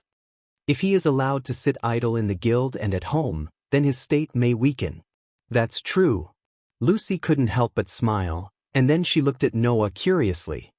Then Noah, have you decided on your partner? Do you even need to ask? Gray asked as if he already knew the answer. Since the S-rank magic shooter promotion exam can't choose an active S-rank magic shooter as a partner, without Mira, Noah's partner must be Lisanna, right? Ah. Wendy laughed in agreement. After all, she is his fiancée. However, when everyone thought that Noah's partner was Lisanna, Noah shrugged. Unfortunately, you guessed it. My partner is not Lisanna. Not Lisanna? Wendy, Lucy, Gray, and the others were stunned. Obviously, no one thought of this possibility. What's wrong? Noah asked. Is it strange that I am not Lisanna? That's right, Lisanna, who was sitting next to Noah, also protested. It's not like I can only be brother Noah's partner, right? But isn't this too strange? Lucy said, not surprised. It's fine if it's Noah, but Lisanna doesn't want to be Noah's partner? What do you mean it's fine if it's Noah? Lise Anna puffed up her cheeks and said with some dissatisfaction. Don't make it sound like I can't leave brother Noah, okay? Lise Anna, who said this, kept sticking to Noah's side, unwilling to leave. It was not persuasive at all. Then, Elfman added this sentence to expose Lisanna's identity. Lise Anna originally wanted to be Noah's partner, but I, as a man, begged her for a long time before she reluctantly agreed to be my partner. Hearing this, the crowd finally understood. Brother Elfman. Lise Anna glared at Elfman angrily. Why did you expose me? What do you mean by expose? Elfman said matter-of-factly. A man should be upright and honest. But I'm not a man. Lise Anna almost went crazy. Seeing this, everyone smiled knowingly. Then they all reacted. Does this mean that Lise Anna will be Elfman's partner? Lucy looked at Noah curiously. Then Noah, have you decided on your partner? Yes. Noah nodded and then looked at Wendy, who was sitting on the other side of him. He reached out and put his hand on her head. I've decided that Wendy will be my partner. This time, not only Lucy and Gray, but also Lise Anna and Elfman were surprised. Wendy herself couldn't help but be startled. When she finally reacted, her eyes widened in an instant, and she was at a loss for what to do. Obviously, she didn't expect Noah to choose her to be his partner. What's wrong? Noah blinked at Wendy. Wendy, are you not willing to be my partner? Of course not. Wendy answered without thinking. But after a while, she lowered her head and pointed at her fingers. But I'm not as good as everyone else. I can't help brother Noah at all. That's where you're wrong, Wendy. Noah patted Wendy's head and said, You're a magic shooter of the Dragon Slayer. Even if your battle strength isn't guaranteed, your magic shooter of the Dragon Slayer is the real deal. It can provide support in all aspects, and I don't lack battle strength. With you helping me, I'll be more at ease. Really? Wendy's expression was like the sun after the rain, and she became excited. I understand. I'll do my best to help brother Noah. Good girl. Noah rubbed Wendy's head dotingly, causing her to blush. But she didn't look unwilling at all. Instead, she looked like she was enjoying it. That's great. Lise Anna looked on enviously. I also want to be in brother Noah's team. Wait, Lise Anna. Elfman immediately protested. You've already agreed to be my partner. A man has to keep his word. That's why I'm not a man. Lise Anna felt weak all over. Oh, I shouldn't have agreed to it when I saw how pitiful it was that brother Elfman couldn't find a partner. Hearing that, everyone laughed out loud. Seeing the happy smiles on his companions' faces, Noah smiled as well. His gaze, however, turned to the door and looked at the sky outside. Celestial Wolf Island? To Noah, Celestial Wolf Island wasn't just the holy land of fairy tale and the resting place of the first chairman. It was also a turning point in his life. It was on Celestial Wolf Island that Noah first encountered the world fragment and met the first chairman, Mavis. From then on, he embarked on his journey to various worlds. That was why Celestial Wolf Island was a very special place to Noah.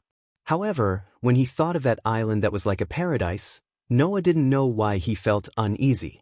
Lise Anna, who noticed that something was wrong with Noah, asked curiously, Brother Noah, what's wrong? Lisanna's voice attracted everyone's attention to Noah. What's wrong? Gray deliberately teased. Don't tell me you're nervous? Nervous? Lucy seemed to be amused as she waved her hand. How could Noah be nervous? This time, the person most likely to pass the S-rank magic shooter promotion exam is Noah, right? Even a man will be nervous, Elfman said seriously. If he's nervous, then it proves that Noah is a man. What are you talking about? Noah didn't know whether to laugh or cry as he shook his head. After hesitating for a while, he frankly told them what was on his mind. I don't know why, but I have a feeling that something will happen in this S-rank advancement test. Something is going to happen? Everyone looked at each other in dismay. Aren't you thinking too much? Gray patted Noah's shoulder. Heavenly Wolf Island is our guild's holy land. Aside from our guild members, nobody else knows how to get to the island. Not to mention, you won't be the only one participating in this test. The guild leader, Ilusa, and Mira will be there as well. Even Kildas and Raxas will be there. What could possibly happen? That's right, Wendy said softly. Brother Noah, don't worry. Is that so? Noah nodded casually. I hope so. The absent-minded Noah didn't notice that Kana, who was rarely not hugging a wine bottle or barrel, was looking at him with sparkling eyes.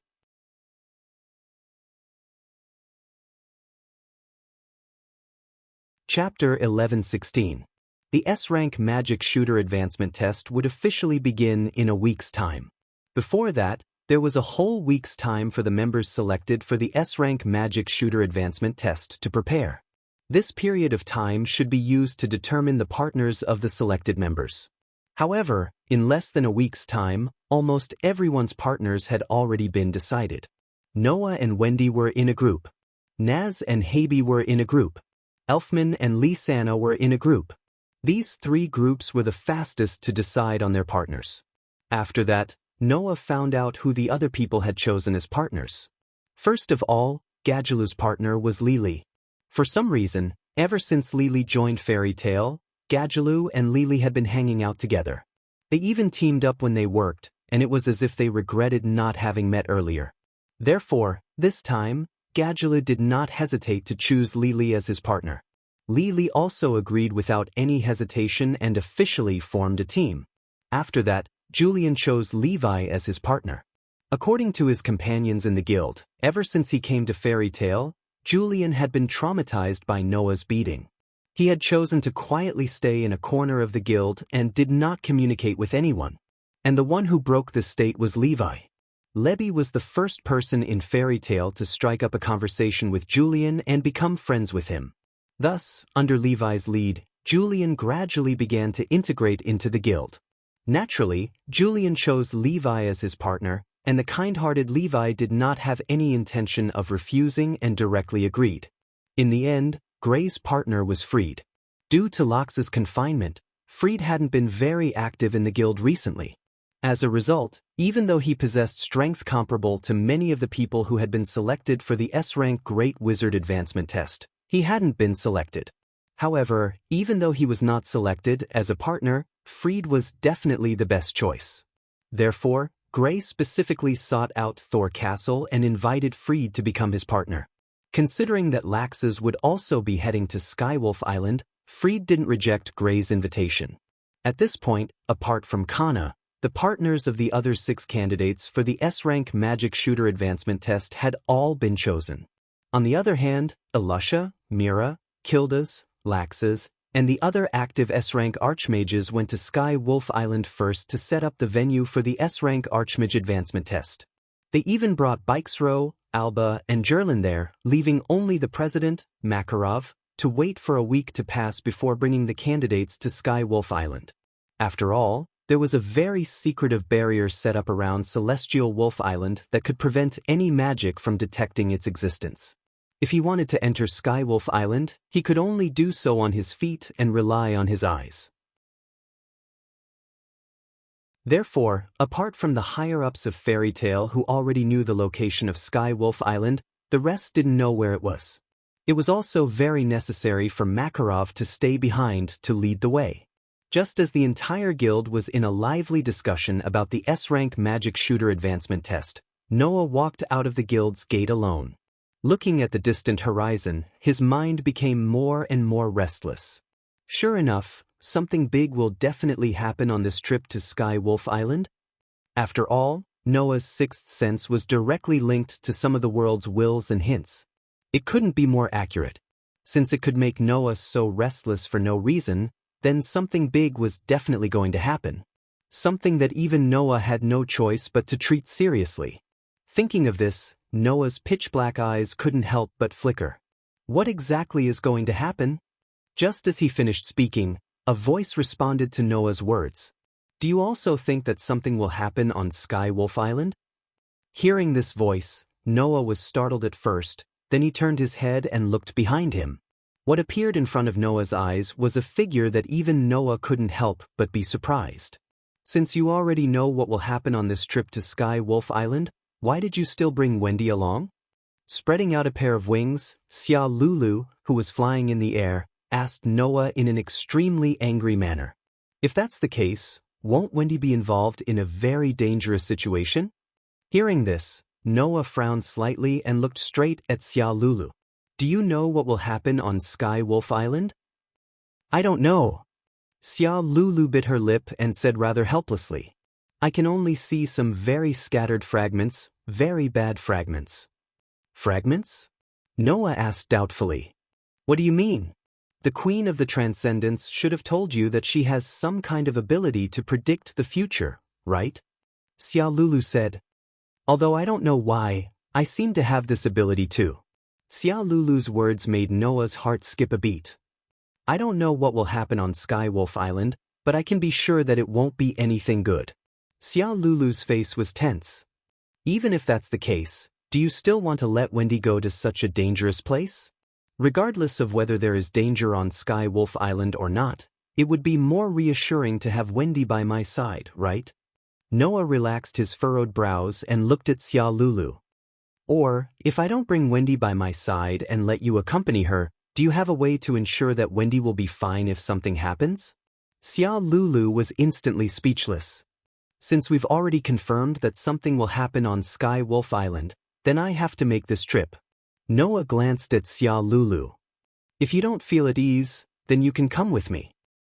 Then let's do this.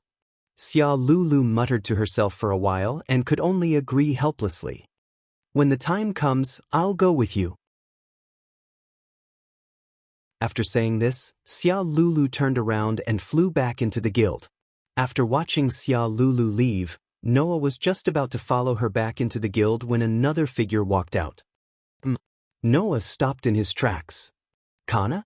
Noah's call did not attract Kana's attention. It should be said that from the beginning, Kana had been watching Noah and was walking towards Noah. It was obvious that she was coming for Noah. However, what made Noah stop in his tracks was not Kana's approach, but the expression on Kana's face. It was as if she was in a dilemma, as if she was about to say something difficult. It was a very complicated and struggling expression. Noah could not ignore this expression. Thus, Noah stopped in his tracks. Under such circumstances, Kana arrived in front of Noah, but her eyes did not dare to look in his direction. She lowered her head and spoke in a low voice. Noah? No, Kana. Noah looked straight at Kana. What's the matter? Kana tightened her arms and spoke with difficulty. Can I ask you for a favor? Go ahead. Noah nodded without hesitation. As long as I can do it, I'll definitely help you. These words made Kana's eyes become gloomy and uncertain. After a while, Kana finally raised her head and looked straight at Noah. Even if I ask you to give up on the S-Rank High Mage Advancement exam, will it still be the same? Give up on the S-Rank High Mage Advancement exam? Noah froze. I have to become an S-Rank High Mage. Kana bit her lips. But if you are here, I feel that I won't have a chance of winning. Thus, Kana could only ask Noah to give up on the S-Rank High Mage Advancement exam. Noah understood her meaning. The reason?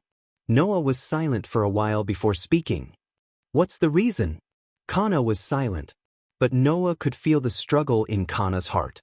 After a while, Kana's body suddenly relaxed and she forced a smile. I'm sorry, forget what I just said. Leaving behind these words, Kana returned to the guild without looking back. Looking at Katana's back, Noah's eyebrows furrowed tightly. What was going on?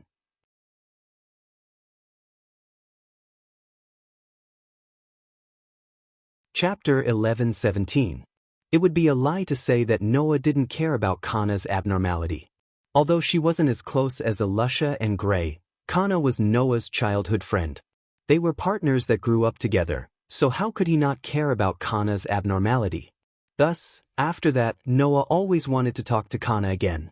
Who knew, maybe Kana already knew about Noah's plans, but in the following week, she didn't show her face in the guild at all. Noah even went to Kana's place to look for her, but in the end, Kana didn't seem to be at home, so Noah could only give up helplessly. Later, Noah found out that Kana had actually been staying at Lucy's house for the past week. After that, He heard the news that Kana and Lucy had formed a team. With no other choice, Noah could only give up and plan to take one step at a time. After all, other than Kana's matter, Noah still had a lot of things to take care of. For example, after knowing that something big would definitely happen on Heavenly Wolf Island, Noah naturally had to do a lot of investigation and preparation. Another example was because almost all of the elites in Fairy Tail would leave the guild and head to Heavenly Wolf Island, causing Fairy Tail's defense to become unprecedentedly low. Noah also had to check Fairy Tail's defense system. In the past, in order to prevent Fairy Tail from being destroyed by others, Noah had carved many runes into the building materials when the guild was being rebuilt, forming an extremely complete rune magic defense system. This time, in order to be safe, Noah had spent a lot of money. He had spent all of the tens of millions that he had worked hard to earn to buy a large pile of magic crystals with the largest storage capacity. He gave them to Makeo and Wakaba for them to use when necessary. With such a large amount of magic crystals, even if the Fairy Tail's defensive system remained active, it would still be able to last for nearly 10 years.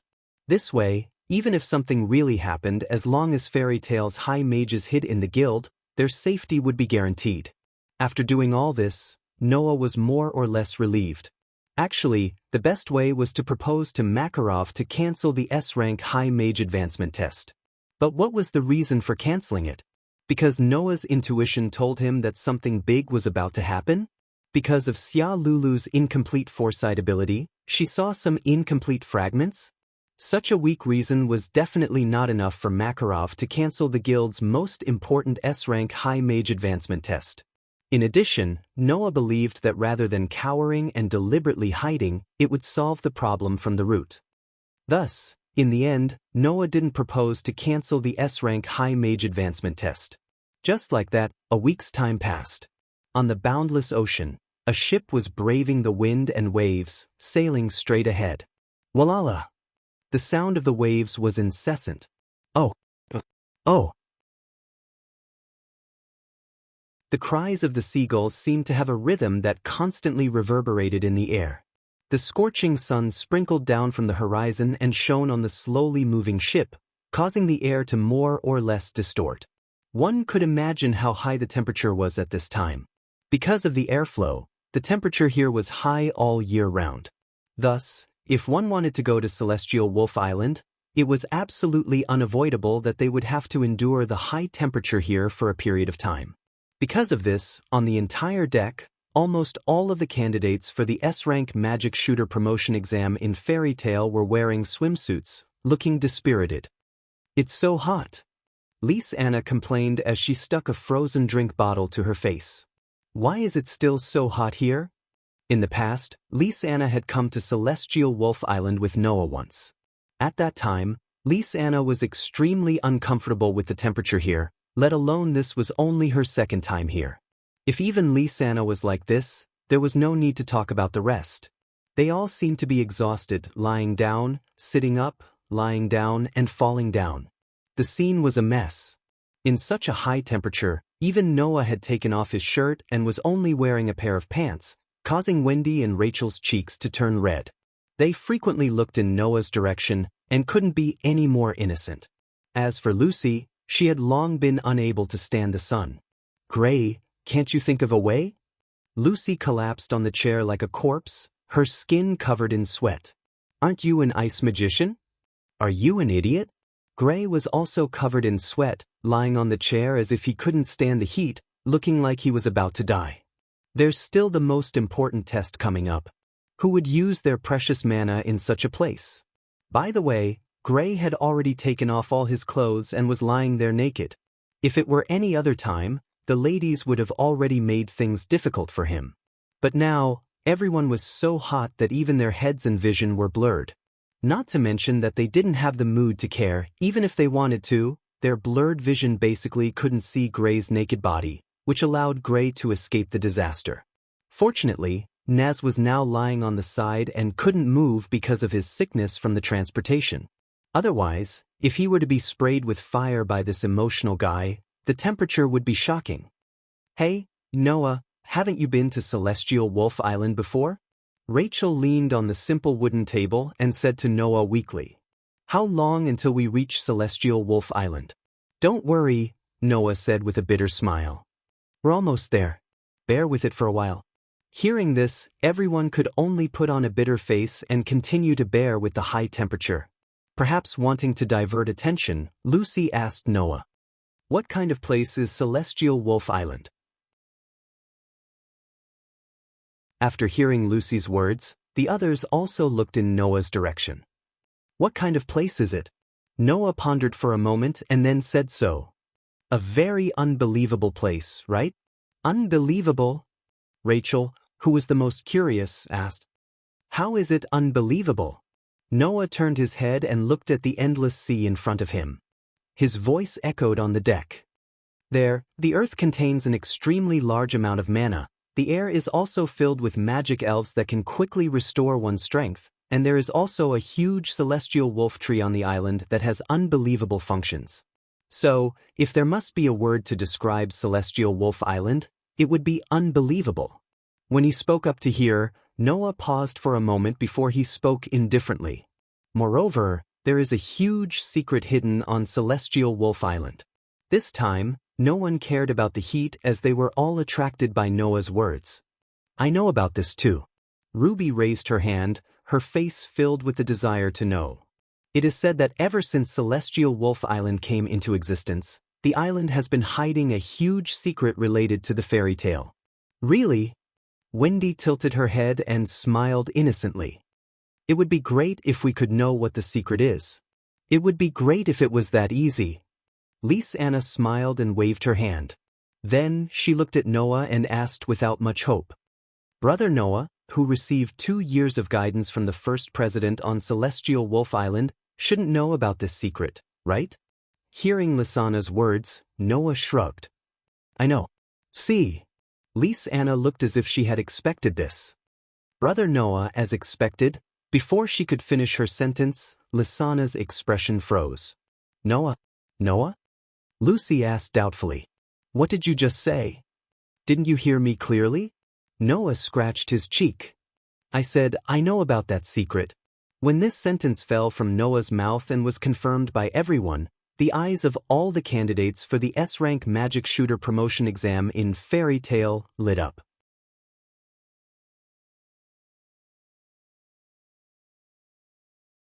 Chapter 11-18. What is it? At this time, Levi's attention was completely diverted and she was no longer aware of the high temperature. She couldn't wait to ask Noah, "What is the secret hidden on Celestial Wolf Island?" It wasn't just Levi. In addition to the seasick Naz, even the curiosity of Lisa, Wendy, Lucy, Kana, Gray, Hubby, and Xia Lulu was aroused by Noah. Gadjaloo, Julian, Freed, Elfman, and Lily, who had been sitting in the corner without saying anything, turned their gazes and looked straight in Noah's direction. Under the watchful eyes of the crowd, Noah remained silent for a while, as though he was considering what words he should use to describe the situation. After a while, he said, "You should all know about the 3 major spells of Fairy Tale, right?" Including Wendy and Summer Lulu, who had just joined Fairy Tale not long ago, all the sorcerers present nodded in agreement. As long as they were Fairy Tale's archmages, they would definitely know about the 3 major spells of Fairy Tale. After all, it was a legend that everyone in the magic world knew. Even others knew about this matter clearly. As a member of Fairy Tale, it was even more impossible for them not to know. The 3 super spells that were developed by the first president are superior to all ordinary spells. Until now, our guild has only inherited one of them. Noah looked around at everyone. Using the divine light to suppress the darkness, it can target everything that the caster considers to be the enemy and mentally destroy the opponent's super judgment magic, Fairy Law. Once this super magic is activated, even if the opponent is an entire guild, it can instantly annihilate them. Everyone secretly swallowed a mouthful of saliva. No one doubted this matter. At least, Naz, Gray, Lucy, Wendy, and the others who had seen the super reversal spell, Nirvana, firmly believed in this matter. Since the effect of Nirvana could reach such a terrifying level, then it was normal for the Fairy Law, which was also a super spell, to have such a terrifying effect. Although the others had not seen Nirvana, they had witnessed the power and threat of the super subspace spell, Anima, with their own eyes. As a super spell, no one doubted the power of the fairy law. While everyone had such thoughts in their hearts, Noah said so. However, the fairy law is only a trial spell after all. Among the 3 major spells of fairy tale, there is also the erase spell. In terms of lethality and destructive power, it is far above the fairy law. Erase spell? Lucy shrunk her neck a little timidly. It sounds very dangerous. Of course it's dangerous. Noah curled his lips and smiled. It can collect and condense the brilliance of the sun, moon, and stars, and turn it into a ruthless light that will not allow the enemy to survive. The super erase spell, fairy glitter, that can destroy all enemies. It can even collect the power of the stars. Do you think it's dangerous? Everyone secretly swallowed a mouthful of saliva again. Super erase spell? Gray propped himself up and looked at Noah. It can't be comparable to the council's magic elven power, can it? Everyone suddenly looked at each other in dismay. Magic elven power. Held by the council, it could gather magic of multiple attributes together and launch it using a satellite magic array. The power was enough to destroy a country's super space-time destruction spell. Because of its terrifying destructive power, this super space-time destruction spell could even become a strategic weapon. It was extremely terrifying. If the super erase spell, fairy glitter, could reach that level, then it would be really terrifying. In this regard, Noah could only shake his head. No matter what, it can't reach the level of a strategic weapon. After all, fairy glitter is not a destructive spell, but an erase spell. It doesn't have that much destructive power. Of course, its lethality is definitely not weak. If you were hit by that spell, even if you don't die, you would be crippled for life. Hearing this, everyone heaved a sigh of relief, but they were also secretly shocked. Even if its destructive power could not be compared to magic elven power, its lethality was still quite terrifying. Then, what does the huge secret hidden in Celestial Wolf Island have to do with this super erase spell, fairy glitter? Lucy hurriedly changed the topic and even joked. It can't be that such a terrifying spell is hidden on Celestial Wolf Island? Lucy's words made her companions around her smile knowingly. However, Noah looked at Lucy silently and did not say a word. Seeing this, everyone was silent. It can't be. Lucy's mouth twitched. That so-called secret, is it really the fairy glitter? You guessed right. Noah sighed and said seriously. The secret hidden on Celestial Wolf Island is the fairy glitter.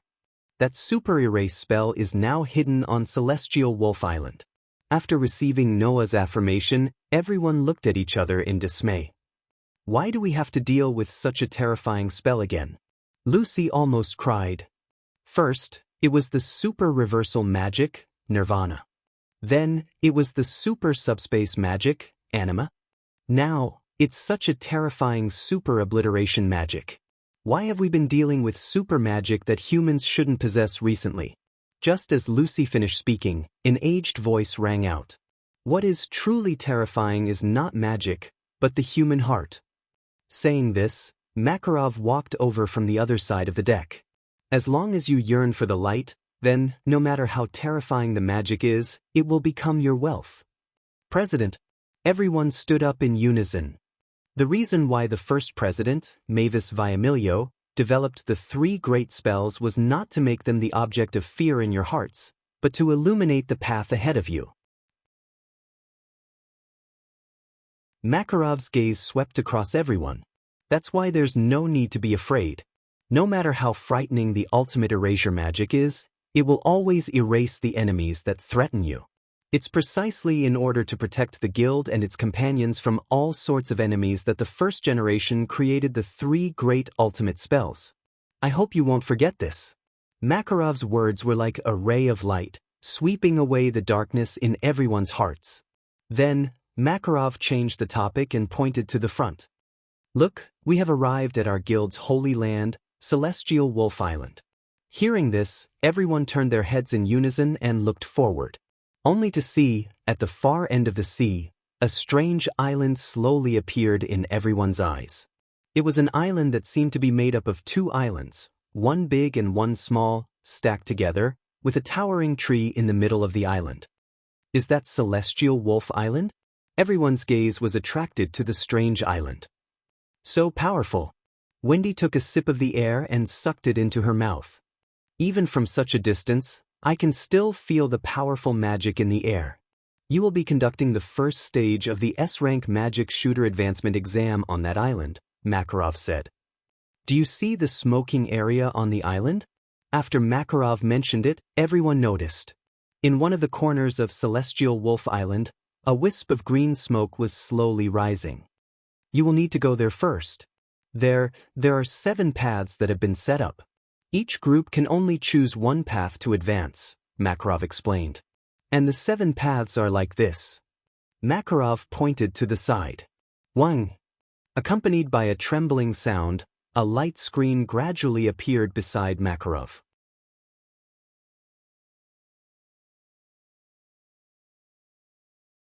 Chapter 11:19.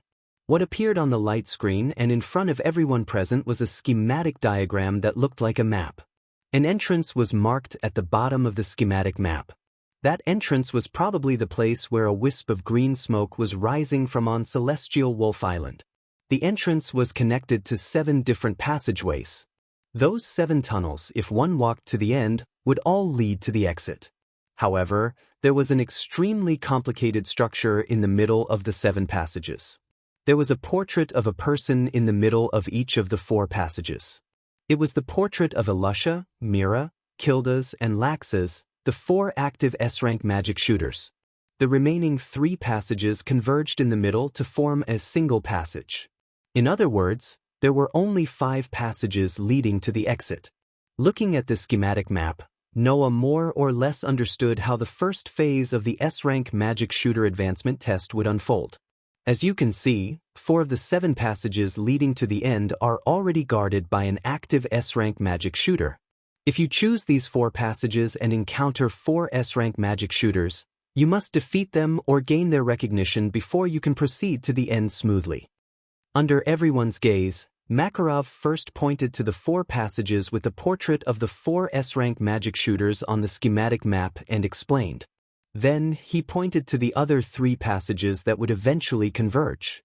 And those who choose the other 3 passages that will eventually converge will meet on the way to the end. When you meet, that's when the experiment begins. I see. Gray seemed to understand a little. In other words, the teams that choose the 3 passages that will converge will have to engage in a free-for-all between the 3 groups, right? That's right. Makarov nodded. Only one group can pass through this passage. Therefore, no matter what method the 3 groups use, as long as they eliminate the other 2 groups, they can proceed to the end. As long as they can reach the end, they will be considered to have passed the first phase of the S-rank magic shooter advancement test. Makarov turned his gaze to the 7 groups on the deck. Only the teams that pass the first phase of the test can continue to participate in the later phases of the test and finally pass the S-rank magic shooter advancement test to obtain the qualifications to be promoted to an S-rank magic shooter. Understand? That one sentence made the members of the 7 teams grumble incessantly. Do you understand? How could they not understand such a clear explanation? But it was precisely because they understood that they knew how difficult it was to pass the first phase of the S-rank magic shooter advancement test. Of the 7 groups, 4 of them would encounter an active S-rank archmage. Only by defeating or gaining the recognition of an active S-rank magic shooter could they pass the first phase of the test. Defeating an S-rank magic shooter? Even if it was a group of 2, it was easier said than done to be able to join forces. Not to mention, the 4 active S-rank magic shooters were almost all powerhouses that surpassed the scope of an ordinary S-rank magic shooter. Kildas and Laxas even had the ability to challenge Makarov, who was one of the top 10 Saint Magicians. Defeating them? Except for Noah, it could be said that there was almost no hope for the rest.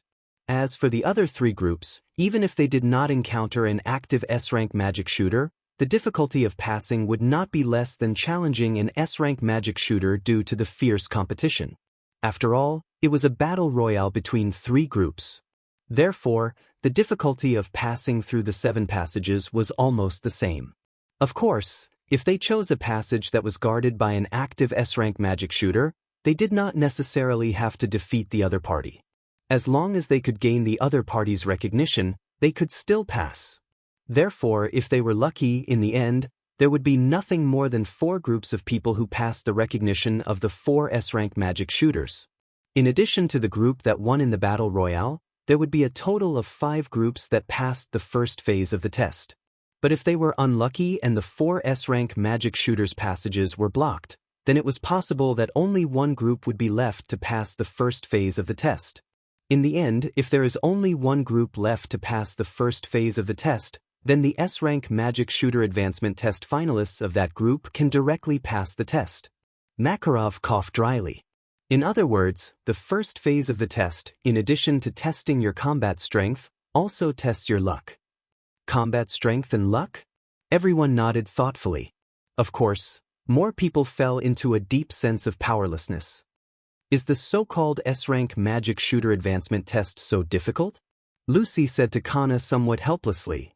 Let's not talk about the other 4 passages guarded by S-rank magic shooters. Even if we choose the other 3 passages, if we encounter Noah, we won't have any chance of winning, right? Don't say such discouraging words, Lucy. Kana's smile seemed somewhat forced. Didn't the president say so? In addition to combat strength, luck is also tested, right? There must be a way, right? There must be. You really have no ambition, Gadjalu said somewhat unyieldingly. No matter who we encounter, as long as I join forces with Lili, we will definitely pass. Lili crossed his arms and smiled slightly. Let me see how powerful the S-rank magic shooters of this guild are. Julian only hopes that we don't encounter Sir Noah. Julian almost cried.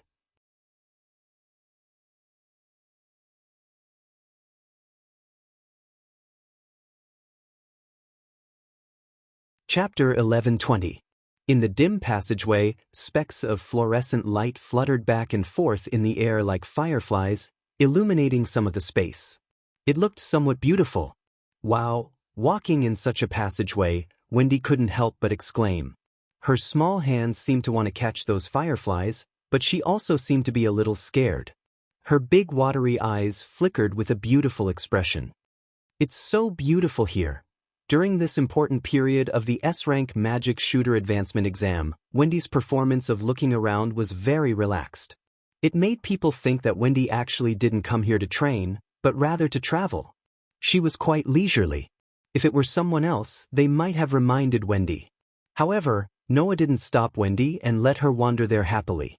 In any case, Noah and Wendy, one had a superb perception ability, while the other had an extremely powerful sense of smell.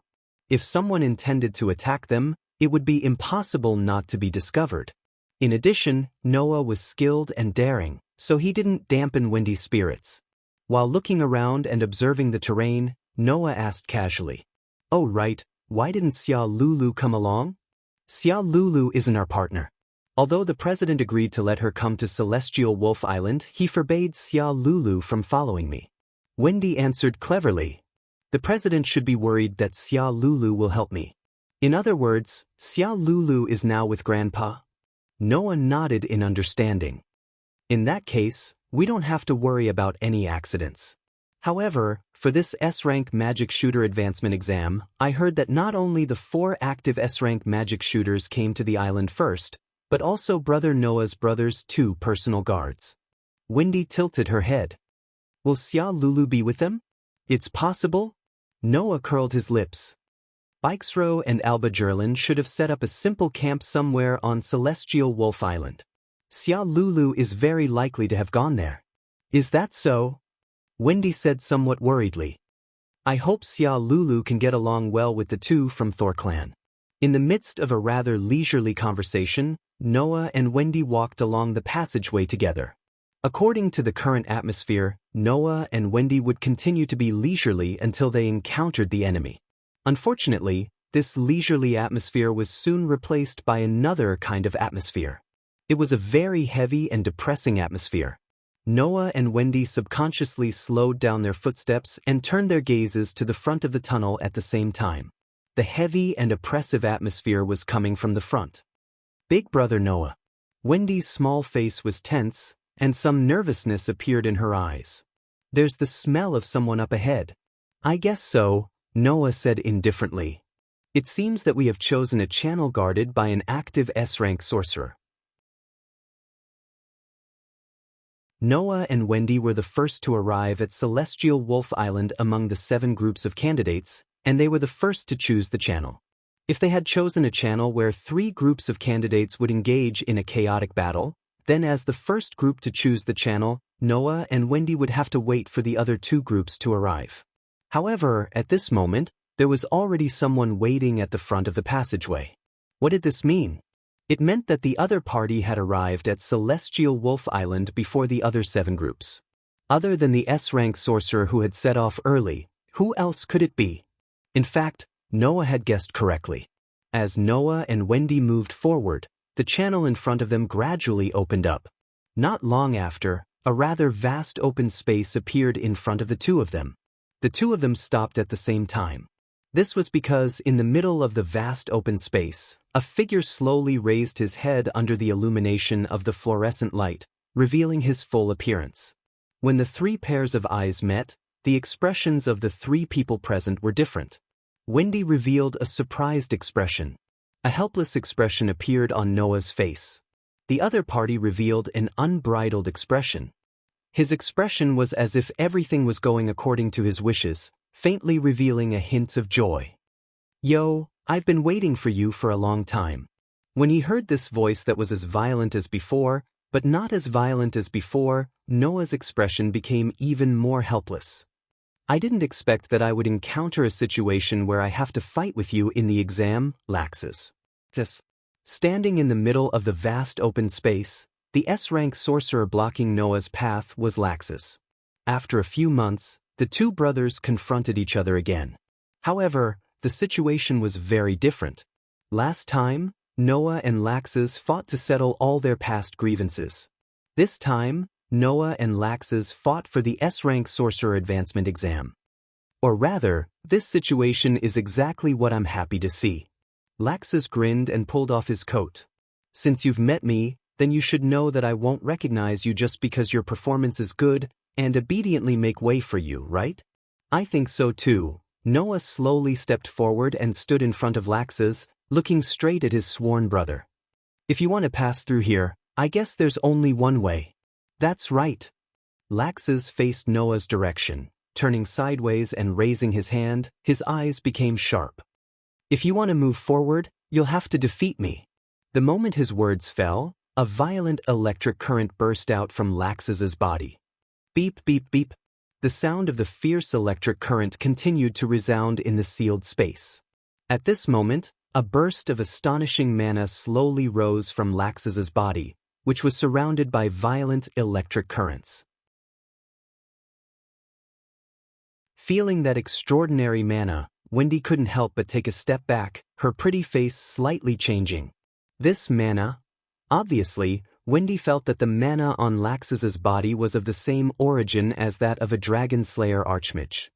Is he also a Dragon Slayer Archmage? Ignoring Wendy's surprise, Laxus slowly clenched his fist, which was flickering with electric light, in Noah's direction as if he had caught lightning. "I heard that you seem to have formed a contract with an elf, and you're no longer afraid of magic, right?" "Oh." Noah raised his eyebrows.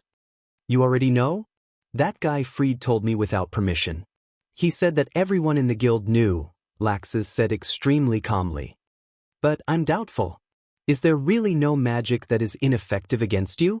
In front of Noah, Laxus walked step by step towards Noah's direction. "For example, I don't believe that my Dragon Slayer magic is ineffective against you." As soon as his voice fell, bang, accompanied by a loud stomping sound, Laxus, who was wrapped in lightning, suddenly swept across the space, as if he had turned into a real lightning bolt, and scuttled in front of Noah. In the next moment, a fist that was filled with lightning and electric light burst out with an extremely terrifying momentum. Amidst the sound of lightning that made one's scalp numb, it exploded out. Bang! As if a bolt of lightning directly hit Noah's position, a burst of bright lightning exploded in Noah's position, covering Noah's entire body. "Brother Noah!" Wendy exclaimed aloud. However, Wendy's exclamation was completely covered by the intense electric shock sound. And at the place where the thick lightning was rioting, a figure emitting light smoke suddenly retreated from it. After the tip of his foot touched the ground a few times, he finally stabilized himself. Seeing that figure, Wendy breathed a sigh of relief. Noah, however, frowned and raised one hand. That hand, as if it had been roasted, emitted a thick burnt smell. It was unknown whether or not he saw this scene, but Laxus's voice reverberated from the center of the rioting lightning. "Didn't this work?" Saying such a sentence, Laxus, whose body was rippling with electricity, appeared from the lightning, the corner of his mouth slightly raised in a happy arc. "Sure enough, the Dragon Slayer magic is effective against you." Laxus's magic was indeed effective against Noah. Noah's curse resistance was ineffective in front of the Dragon Slayer magic.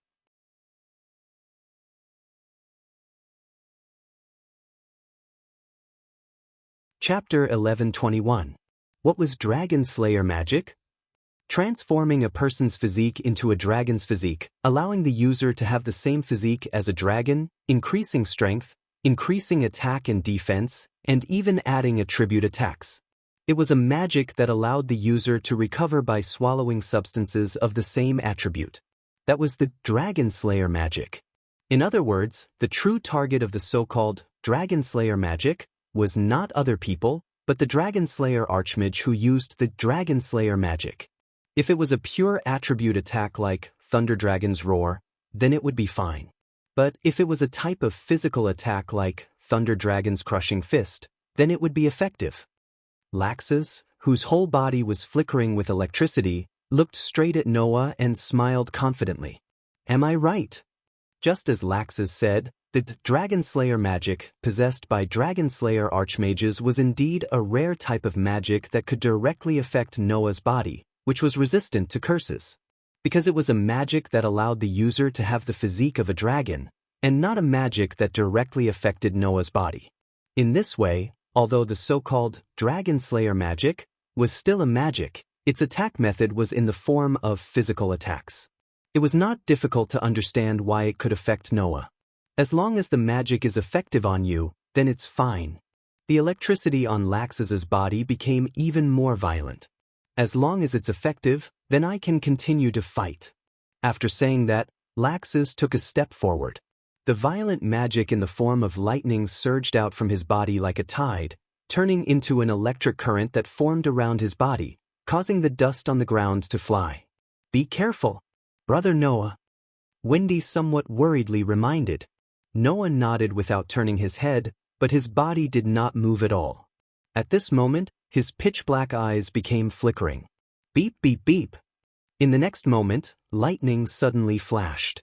Laxus, who was surrounded by violent lightning, disappeared from where he was. He turned into a bolt of lightning and shot towards Noah. Almost at the same time, Noah's body suddenly took a step to the left without warning. Swish! As Noah's body moved, a fist wrapped in dense lightning brushed past Noah's side and landed in the air. Laxus's expression didn't change at all when his punch missed.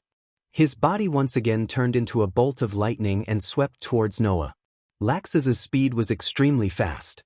Even if it did not reach the true speed of lightning under the support of magic, its speed was indeed not something that could be followed by the naked eye. It could be said to be terrifying. If it were other candidates, they would have been defeated in an instant by Laxus's lightning-like speed. However, in the face of such extreme speed, Noah only lifted one foot and slightly landed on the ground.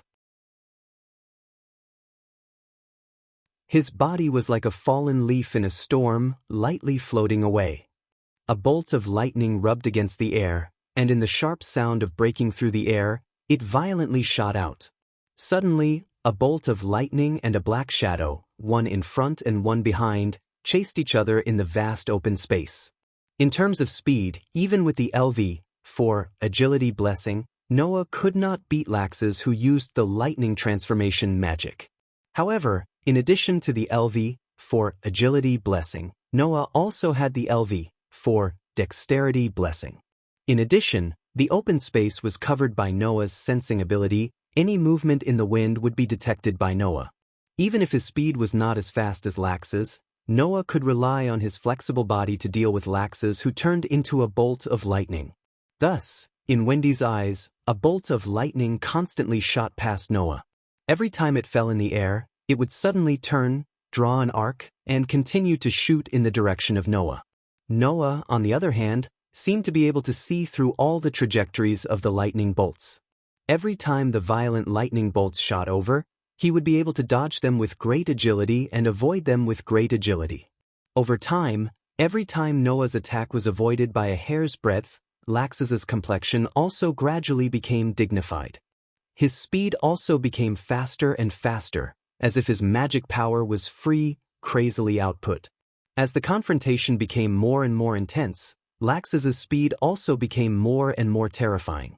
In the end, even Wendy could not see Laxus's figure. She could only feel a bolt of lightning frequently flying back and forth in the space. The speed was extremely fast. Even so, Noah's expression was still as calm as ever. Occasionally, he would take a step forward, move back, tilt to the side, and turn. Every time he made a slight movement, he would be able to brush past the lightning bolts that were shooting towards him, dodging Laxus's attack. Gradually, Laxus's mood also began to become impetuous. Indeed, Laxus saw the weakness of Noah's physique. He did not use the pure attribute attack of the Thunder Dragon's roar, but had been using the strengthening Dragon Slayer magic to fight with Noah. However, since he could not use his attribute attack, that meant that Laxus also had no way to attack Noah from a distance and could only engage in close combat. And Noah did not completely rely on his physique to fight. Even if the curse resistance was gone, Noah's strength was still there and did not weaken in the slightest. Originally, Noah's strength was stronger than Laxus's. Now, Laxus's attack methods were limited, so it was natural that he could not do anything to Noah. If this continued, when Noah found an opportunity to counterattack, Laxus would definitely lose. Understanding this point, Laxus decisively squandered all his magic power. Beep beep beep. The unprecedentedly violent thunder and lightning soared up from Laxus's body, crazily rising, causing the hard ground to crack along the way, revealing the layer of soil underneath. Hiya! Laxus suddenly shouted, his body shook, and his speed soared. In an instant, he flashed in front of Noah, facing Noah head-on. Dragon Slayer Mystery. Laxus raised a fist, and the violent lightning all over his body gathered in it, causing the fist to look as if it had been struck by a bolt of lightning. Suddenly, an extremely large bolt of lightning swelled up. Thunder controlling thunder. Catching the huge thunderbolt that seemed to be able to destroy heaven and earth, Laxus clenched his fist so tightly that blue veins popped out on his arm. His face was extremely ferocious, and he mercilessly blasted in the direction of Noah, like the thunder god descending from the sky. Wherever the fist that caught the huge thunderbolt passed, the air was compressed into a chaotic flow, spreading out in all directions. The earth-shattering punch made Noah's hair flutter, revealing a pair of deep, dark eyes. Noah naturally knew that if he continued to fight, he would definitely be the one to win in the end. Noah also knew that Laxus could not possibly not understand this point. However, Noah did not expect that Laxus would actually be so decisive in making the last gamble. This was a blow that gathered all of Laxus's magic power. After using it, regardless of winning or losing, Laxus would not be able to continue fighting. Therefore, this was Laxus's last blow.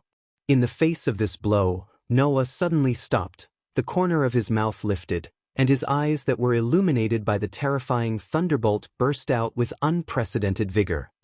Buzz. At the next moment, Noah clenched one of his hands tightly, and his entire arm suddenly shook. Lines that looked like electric wires crawled on his arm. Impressively, it was the enhanced magic. With the blessing of LV, for ability value, coupled with the strengthening of enhanced magic, to what extent would Noah's physical ability be strong? The answer was soon revealed. Bang! Like a bullet from the chamber, Noah rushed out and faced the terrifying thunderbolt head-on. Annihilating blow. The vigorous vortex of air suddenly condensed on Noah's fist, covering Noah's fist. Then, under the dull sound of the explosion and Wendy's somewhat frightened gaze, the two fists that carried the vortex of air and the terrifying thunderbolt heavily collided with each other. Bang! An earth-shattering roar burst out in the bottomless passage.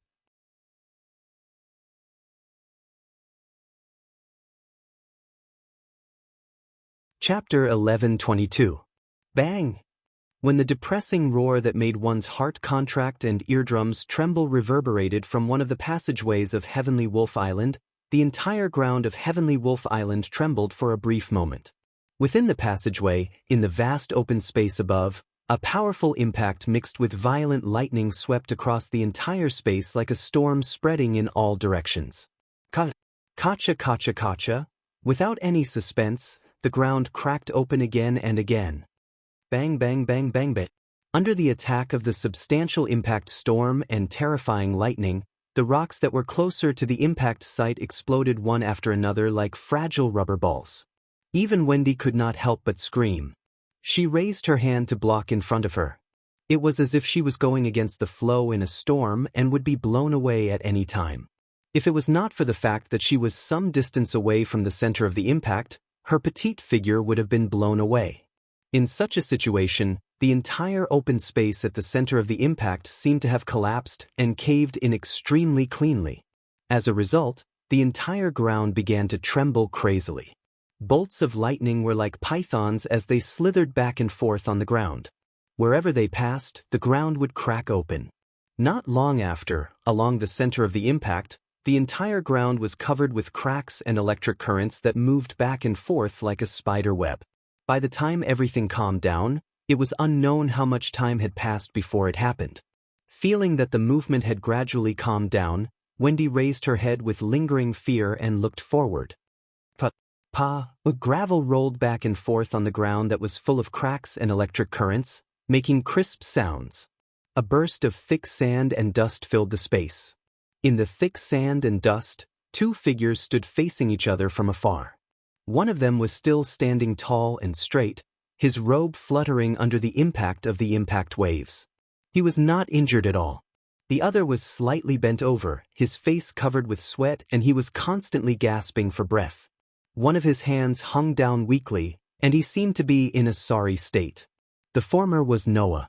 The latter was naturally Laxus. One of them had an expression as calm as an ancient well, and his posture was as calm as the wind and clouds, as if everything was normal. One of them was sweating profusely and panting heavily, cutting a sorry figure. It was clear at a glance who was strong and who was weak. However, Wendy noticed it. Although Noah was unscathed, one of his sleeves seemed to have been burned away, and his entire body was gone. Laxus's limp hand trembled. Drops of blood dripped from the tip of his fist, dyeing a small piece of the ground red. Noah's missing hand and Laxus's trembling and bleeding hand were both the hands that had launched the attack in the previous shocking collision. Clearly, the final result was still Noah's victory. "You've really grown into a monster." Staring at Noah in front of him, Laxus seemed to have given up on something. He relaxed his body and smiled weakly. "You didn't even use magic to block my strongest attack, and you didn't even get hurt? That's not right, Laxus." Noah shook his head. "At the last moment, I used magic to strengthen my body. Otherwise, the result wouldn't be like this." "Is that so?" Only then did Laxus's expression soften. He calmed his breathing and turned his gaze to Noah. "But in the battle just now, you didn't use your full strength, right?" Noah was silent. This was equivalent to admitting it. "Really?" Laxus closed his eyes and smacked his lips. Losing to a younger brother, there's nothing more embarrassing than this. After saying this, Laxus turned around and picked up the coat that he threw on the ground. After putting it on, he slowly left. This action was undoubtedly Lax's admitting his defeat. In fact, although Lax's could continue to stand there, his magical power was almost depleted. Even if they continued to fight, the outcome of the battle would only be decided in a short moment, right? Since that was the case, he might as well just admit defeat. This was the current Lax's. If it was the previous Lax's, he definitely wouldn't be so straightforward. This man who was full of obsession could finally be so magnanimous like today. Looking at Lax's back gradually moving away, Noah couldn't help but speak. "Are you planning to go back?" Rax's footsteps paused slightly. Then he returned to his original state as if nothing had happened. With his back facing Noah, he raised a hand. "I'll see you in the end." After finishing his words, Lax's disappeared at the end of the tunnel. Watching Lax's leave, Noah's face couldn't help but reveal a smile. "You've already lost, yet you're still acting cool. You're really not honest." "Big brother Noah." Wendy ran towards Noah's direction, and when she ran to Noah, she was so excited that she started dancing. "Big brother Noah, you passed." "Yes." Noah patted Wendy's head. "Wendy also stayed here and watched until the end. You're really amazing." "No such thing." Wendy was a little embarrassed. "I didn't help at all. Facing that Lax's, there aren't many people who can say that they can help." Noah chuckled. "Sooner or later, Wendy will become stronger." Wendy nodded heavily, and in her heart, she gradually began to think about becoming stronger. At this moment, the entire ground suddenly trembled for no reason. Wendy exclaimed in surprise. "What's wrong?" Noah frowned and looked in a direction. As far as Noah's eyes could see, he could only see the walls of the tunnel. However, Noah sensed an extremely shocking mana rising in that direction. This magic power. After feeling the aura of the magic power, Noah exclaimed in surprise. "Kildas? Kildas?" Wendy looked at Noah with some surprise. "Does that mana belong to Kildas?" "It can't be wrong." Noah nodded affirmatively and thought about it. "It seems that Kildas is a bit serious. Who on earth chose the route that Kildas was guarding?" "Ah." Wendy laughed dryly. "Such amazing mana. I wonder who is unfortunate enough to face it?" Noah nodded in agreement. Judging from Kilda's current level of magic power, even Rax's full power was not comparable to that of Kildas, right? As expected of Fairy Tale, the strongest sorcerer on the surface. At least, in Noah's opinion, Kildas had really surpassed Makarov in all aspects. "I hope that the guy who made Kildas serious can successfully get Kildas' approval." That was Noah's current thought. As for defeating Kildas? Forget it. In the face of absolute power, no matter what method one used, it was unlikely that it would be effective. To those guild members who had not reached the level of an S-rank magic shooter, Kilda's strength was an absolutely insurmountable wall. Therefore, no matter what strategy one used, it was unlikely to work. The only way to pass through the path that Kildas was guarding was to get Kilda's approval. If one were to defeat Kildas, even Elusha, Mira, and Lax's would not have a chance of winning, let alone the rest of the guild members, except for Noah. It would be interesting if I could go all out against Kildas. After leaving this thought, Noah looked at Wendy. "Okay, Wendy, let's continue forward." "Yes." Wendy replied obediently. After that, Noah and Wendy continued forward and left the scene that had become extremely messy. After walking in the passage for about 5 minutes, there was light in front of them, which told Noah and Wendy that they had reached the exit. When Noah and Wendy walked out of the passage, a giggling voice sounded. "I knew that Big Brother Noah would be able to pass." Hearing this extremely familiar voice, Noah suddenly smiled. He raised his head and looked forward. He saw that there were already a few groups outside the exit. The one who spoke was Lisanna.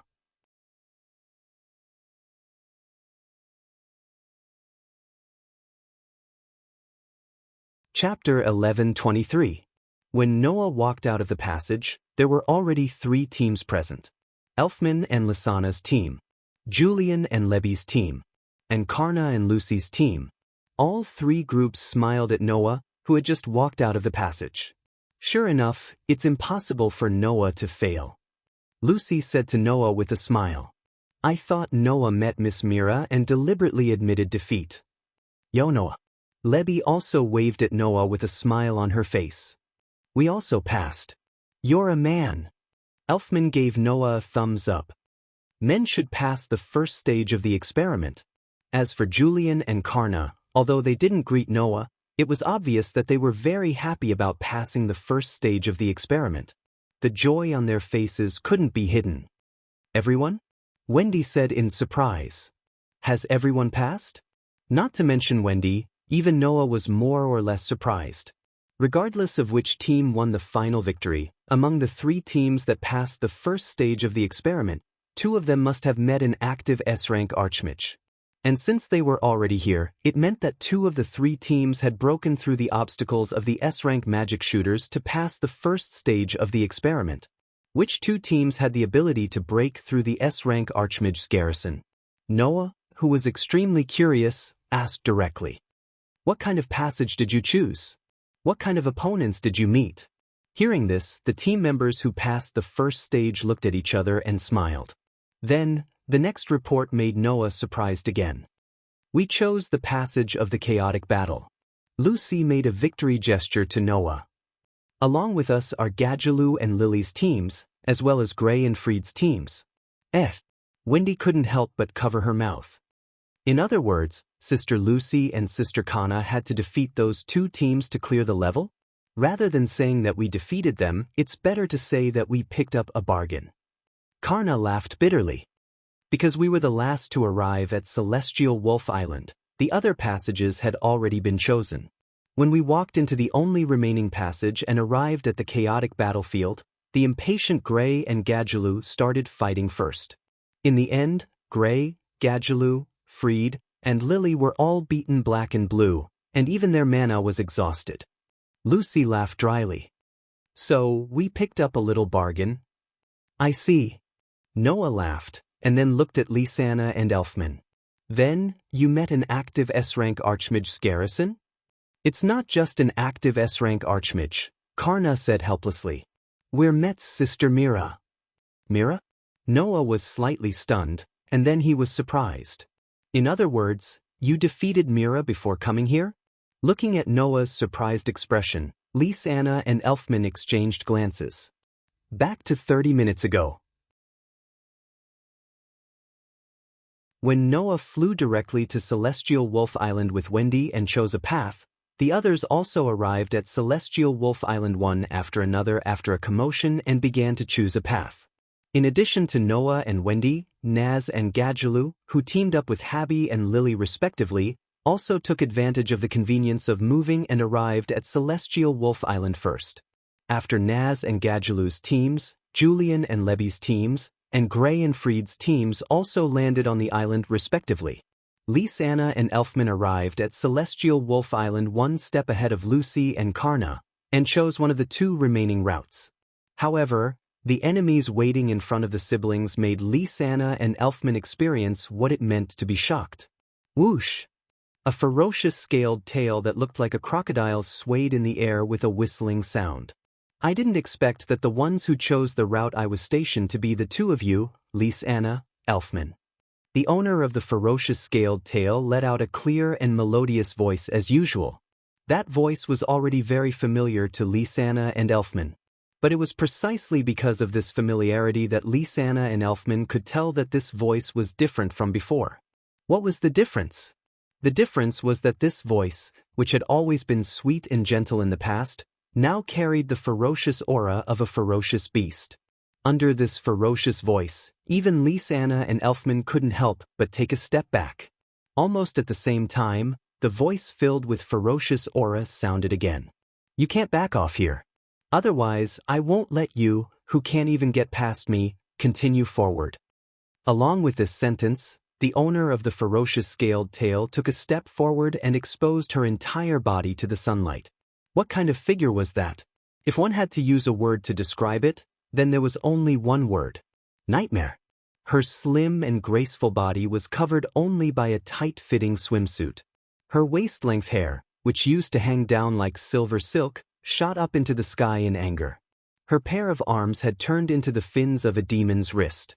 Myra's gentle and delicate face was not only filled with ferociousness at this moment, but her ears were also long and pulled back like a bat's. Coupled with the ferocious scaled tail that swayed up and down on her back, how could such an appearance not be described as a nightmare?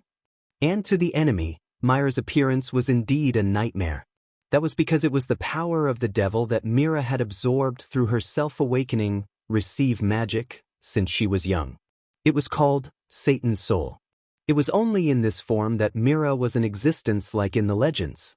Mira, Jean Strauss, was a demon kin that was on par with the fairy queen. Even if you're my younger brother or sister, I won't show any mercy.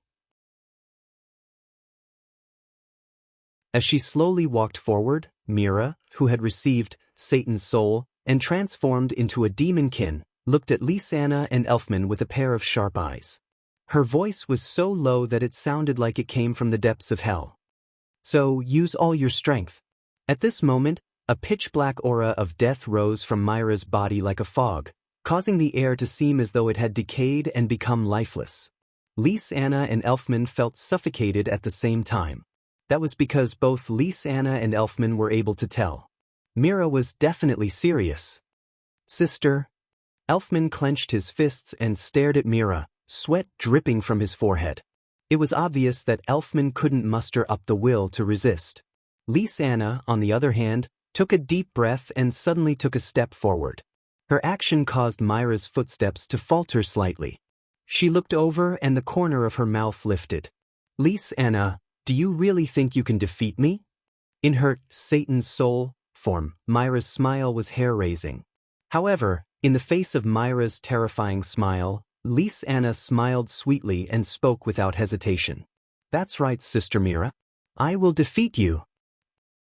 Mira smiled disdainfully. Do you think you can do it? If it's my own strength, I naturally won't be able to do it. Lysanna smiled confidently. But, Sister Mira, it's a pity that I have a fiancé who really dotes on me. Mila raised her eyebrows slightly at his words. Sister Mira, don't you know? Lysanna blinked at Mira. In order to not let me be in danger, Big Brother Noah helped me make a lot of insurance. Sister Mira doesn't seem to know about this. It seems that Big Brother Noah really does love me more. The smile on Myra's face became twitching. What happened next was logical. Mira, who had been guarding against Lysanna's unknown methods and neglected Elfman, was hit by this man's anger and carelessly lost.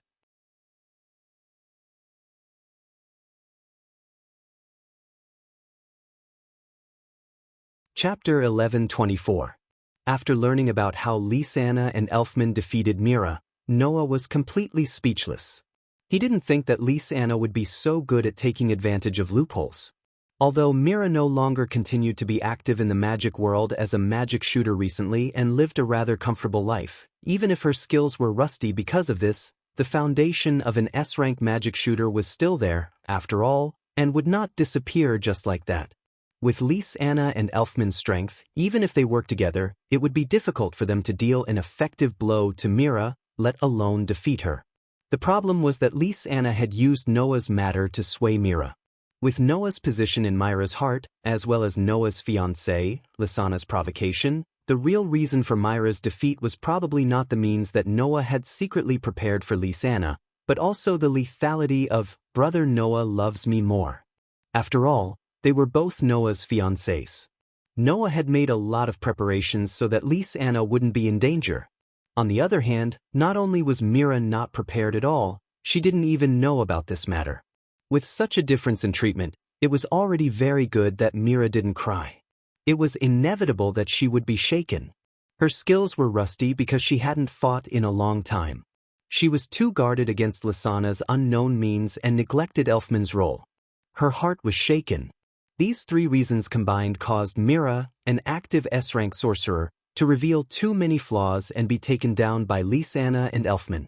Of course, there was another reason. That was, Myra's Satan's soul wasn't a power that could be used as and when she wanted to. The so-called receiving magic was actually a magic that could absorb the power of animals, monsters, and even magical creatures into one's own body for one's own use. In the magic world, there were many sorcerers who knew how to use Receive Spell. Even Lysana and Elfman knew how to use Receive Spell. It was easy to imagine how versatile this spell was. However, apart from Mira, no one could receive the power of a demon. Naturally, this kind of power wasn't something that could be used as and when one wanted to. One weakness that couldn't be bypassed was that the mana consumption was too great. In that case, it was bound to lead to a problem. Mira's explosive power was very strong, even stronger than Alush's and comparable to Laxus's. However, she couldn't last long in battle. Once he was dragged into a war of attrition, it would undoubtedly be the worst for Mira. In the end, after being intimidated by Lysana and then provoked, Mira, who had grown fearful and shaken, was firmly held back by Lysana. Then, Elfman seized the opportunity and took down Mira in one fell swoop. This was the reason why Mira lost. Not only Noah, but even the rest of the people could more or less see the reason behind it. For a moment, they were speechless. Wait. Only then did Noah react.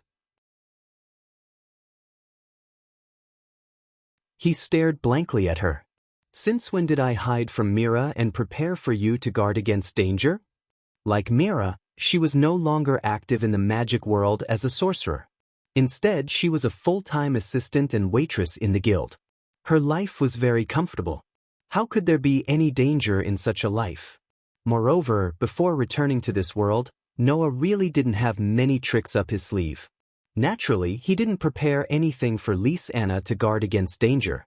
If he did, Noah definitely wouldn't treat Mira differently and neglect her. This was the only thing that Noah was absolutely certain of. Noah loved Mira and Lysana equally. There was never a saying of who he loved more. She should know this better than anyone else, right? Thus, she smiled slyly. Of course I'm lying to Big Sister Mira. If Big Brother Noah really prepared such an important thing for me, how could I not tell Big Sister Mira immediately? Hearing this, the corners of Noah's eyes began to twitch. Oh. Lucy laughed out loud. Noah, you're in trouble this time.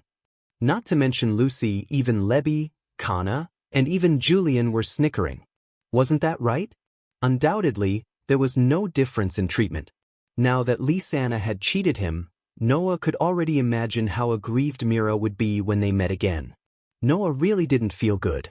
When Noah's expression darkened, Wendy hurriedly changed the topic as if to smooth things over. Then, which S-rank sorcerer did Big Sister Ruby and Big Sister Julian meet this time?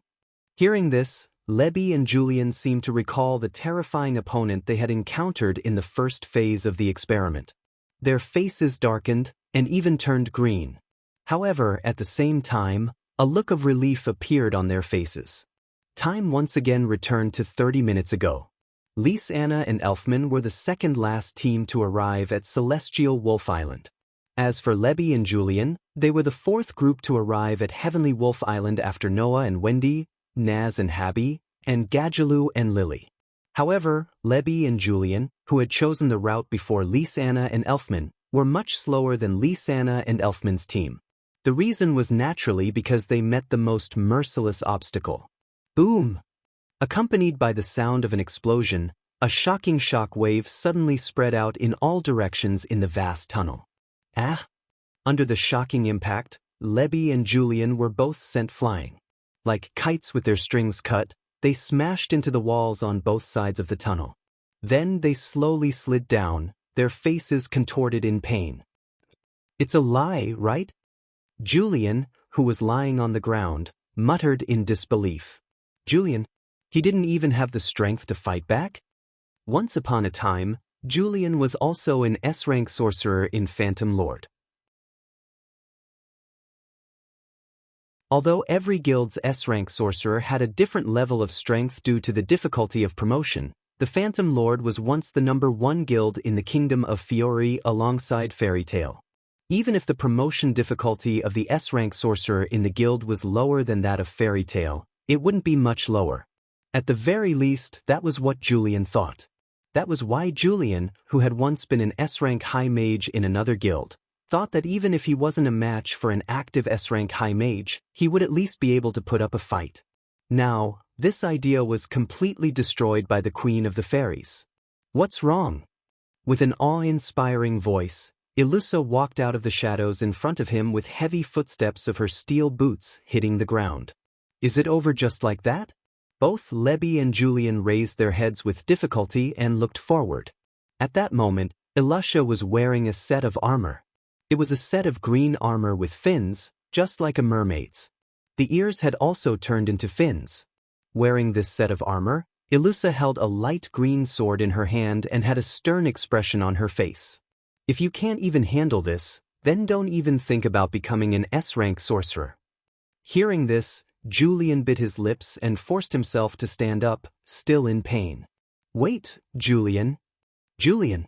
Levi also struggled to stand up, but she still tried to persuade him. That's the Sea King's armor, which can increase your resistance to water magic and nullify water magic attacks. If you use water magic, even if you force yourself to attack, you won't be able to defeat Ilusa. Then what should we do? Julian helplessly asked Lebby for help. Julibian only knows water elemental magic.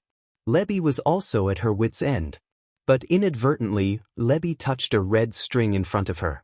She paused for a moment, then an idea flashed through her mind.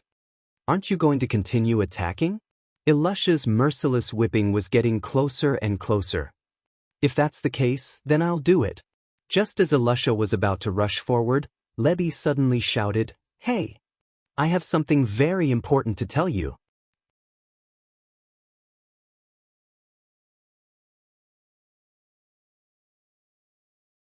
Chapter 11:25.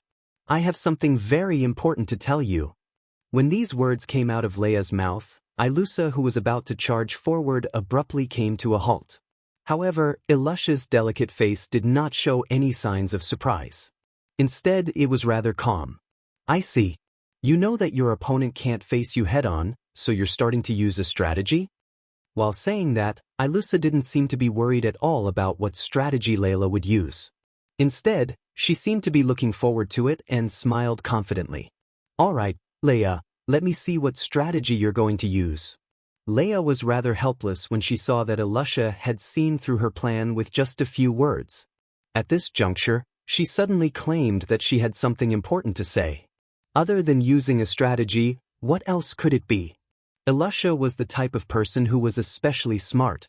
Therefore, it was a piece of cake for Ilusha to see through her plan.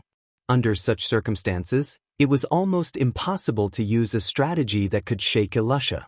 However, just because it was close to impossible didn't mean it was absolutely impossible. Leia, who was enduring the pain in her body, gripped the red string around her neck tightly as a smile appeared on her slightly childish face. Hey, Ilusha, if someone suddenly proposes to you, what do you plan to do? The entire place fell silent. Propose? Ilusha was stunned. Propose? Julian was also stunned. When they finally reacted, the two girls' pretty faces were filled with excitement. Propose, propose?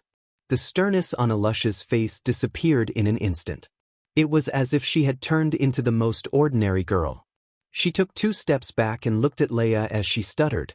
That means, he wants me to get married? That's right. Leia made a victory sign in her heart and quickly said, if someone wants to marry you, what do you plan to do? Will you agree? Wait. Ilusha quickly raised a hand to stop Leia from speaking. She forced herself to appear calm, but her slightly stiff expression had already betrayed Ilusha's inner thoughts. Why would you suddenly ask such a question? That's the important thing I want to tell you. Lebby sighed as if she was having a hard time thinking about what to say. Actually, Ilusha, in our guild, there has always been someone who wants to marry all the girls. Levi's sudden and shocking words left Ilusa completely dumbfounded. You. What did you say? Ilusha said in shock. You're saying that someone in the guild wants to marry all the girls? Even Ilusha, who had no immunity to the word marriage, was suspicious of such a ridiculous statement. However, in the face of Ilusha's suspicion, Lebby acted as if she knew what was going on. It's true, I'm not lying to you, Leia said with a serious face as if she was trying to trick a child. Think about it carefully, Elisha. Isn't there such a winner in our guild? Elisha was taken aback by Lebi's words. Then, she finally understood what Lebi meant and spoke in a tone full of uncertainty. You mean Noah? After saying that, Elisha did not give Leah a chance to reply. Impossible. Noah isn't that kind of person. How do you know that Noah isn't that kind of person? Lebi bowed deeply to Noah in her heart and apologized.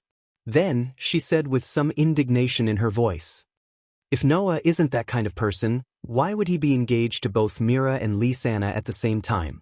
That's because Mira and Lisanna are both in love with Noah. Noah also responded to their feelings. That's the result. Elisha said righteously. I'm sure that Noah is absolutely sincere to Mira and Lisanna. We grew up together and I can see that. Leah, I won't allow you to slander your companions like that. Indeed, both Mira and Lisanna are in love with Noah. I don't suspect that Noah's feelings for Mira and Lisanna are fake, Leah said.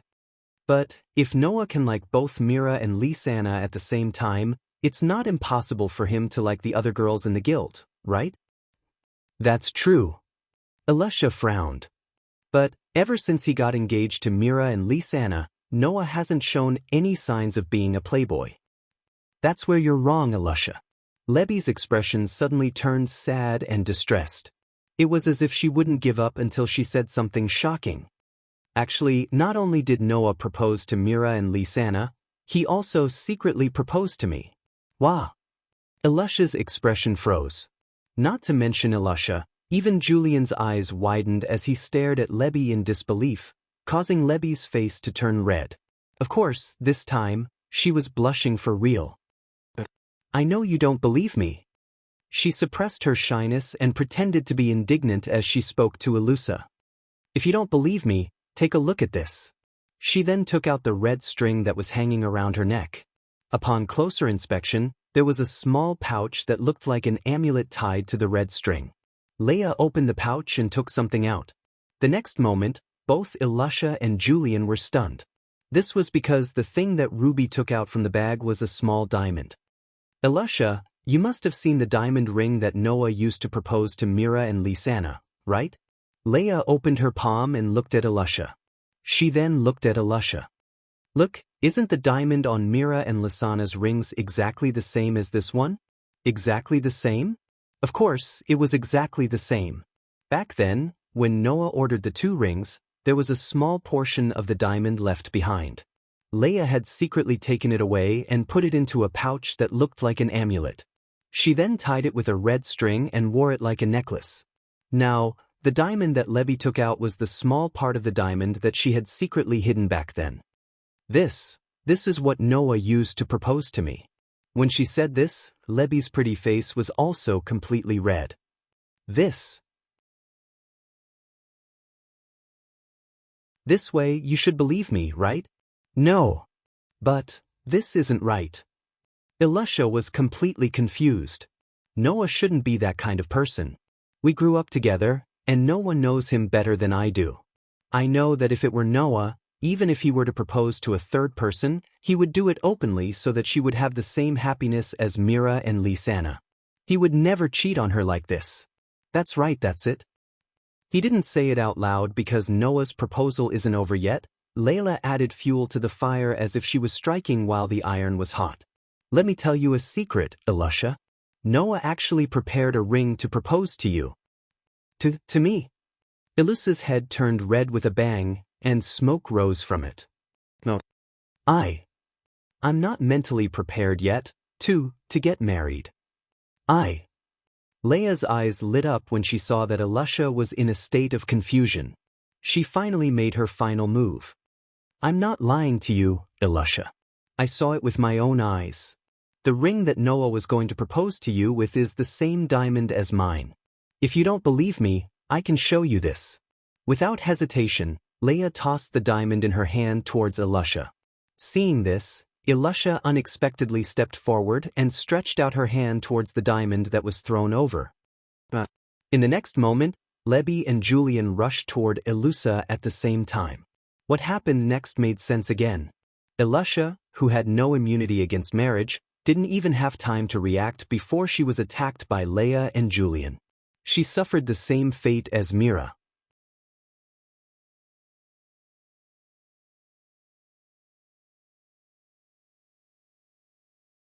Chapter 11:26. When he recalled the process of defeating Elusha, Julian smiled sheepishly, while Rebby's face turned slightly red. She couldn't help but secretly grip the amulet hidden in her clothes. Although it was a strategy that she had no other choice, it was a fact that Rebby secretly hid the diamond left over from Noah's custom-made ring. Initially, Rebby only treated the diamond as an amulet, which was why she always wore it on her body. Now that Elusha knew about this matter, even if Elusha knew that Rebby's lie was only a temporary measure, the fact that Rebby secretly hid the diamond left over from Noah's custom-made ring was inevitably exposed. Unfortunately, only Rebby and the jewelry store owner knew that the diamond was left over from Noah's custom-made ring. Even Noah himself didn't know about this. What should I do if Elusha really misunderstands? With that thought, Rebby secretly clenched her fists. No, I must find Elusha and have a good chat afterwards. Find Elusha and have a chat? Noah cast a puzzled gaze at Rebby. What do you want to talk about? Nothing. Rebby, who was stared at by Noah, blushed again. Her heartbeat quickened slightly, and she hurriedly stopped her delusions and changed the topic. Why yes, we're the only 4 groups that passed the first stage of the experiment, right? Gray and Gadgelou's teams have been defeated by us.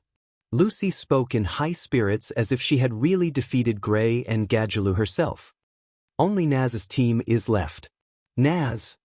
Lise Anna tapped her cheek with a finger and tilted her head. Brother Noah and Wendy met Laxus, Brother Elfie and I met Sister Mira, Rebby and Julian met Elusha, and Lucy and Kana met the 3 groups. Then, the S-rank sorcerer guarding the remaining passage. She didn't finish her sentence. Because everyone thought of it. Naz met Kildas, right? Kana's expression was slightly complicated, but more than that, it was pity for Naz. What bad luck. Admittedly, Naz's strength was one of the best in Fairy Tale, but Kildas was the strongest sorcerer in the guild. Even Elusha could defeat Naz in 1 hit, let alone Kildas, who was far stronger than Elusha. Is that so? Lucy said with some pity. Gray was eliminated? Will Naz be eliminated too? Just as everyone was thinking about this, Noah suddenly had a thought and smiled. That's not necessarily true. Everyone present was stunned. Under everyone's gaze, Noah turned his head and looked at the exit of the remaining passage. Everyone followed Noah's gaze and looked over. In the next second, a figure slowly walked out from the inside of the passage, and there was a cat with open wings floating in the air beside him. Who else could it be but Naz and Habby? Naz actually passed Kildas' test. If it was a normal situation, everyone would be shocked. However, at this very moment, no one present had the energy to be shocked. It was because Naz, who had walked out of the passage, was not as noisy and carefree as before. Instead, he lowered his head and hid his expression under the shadows. He looked extremely depressed, which was very abnormal. It was this extremely abnormal scene that caused everyone to be unable to care about being shocked. Habby. Lucy looked at Habby in bewilderment. What happened? Habby didn't speak. He just spread his hands helplessly with a helpless look, which made everyone look at each other. Only Noah more or less guessed the reason why Naz had such an abnormal performance. After defeating Raxus, whether it was Noah or Wendy, they both felt that Raxus had burst out with an extremely shocking amount of magic power. Even Noah and Wendy, who were so far away, felt it, not to mention Naz, who was close to Kildas in the passage. Most likely, the competitive Naz must have felt the despairing difference in strength from Kildas, which was why he fell into a depressed state. After all, if Naz really defeated Kildas with Naz's character, he would definitely make a fuss. With such a depressed look now, no one would think that Naz really relied on his strength to defeat Kildas to pass the first stage of the experiment. So, it must be that Kildas recognized Naz and took the initiative to let him pass, right? And obviously, Naz didn't seem to be able to accept such a result. At that moment, everyone looked at Naz, who lowered his head and fell into depression, and they didn't know what to say for a while. However, Naz's footsteps didn't stop, but he walked straight in the direction of Noah.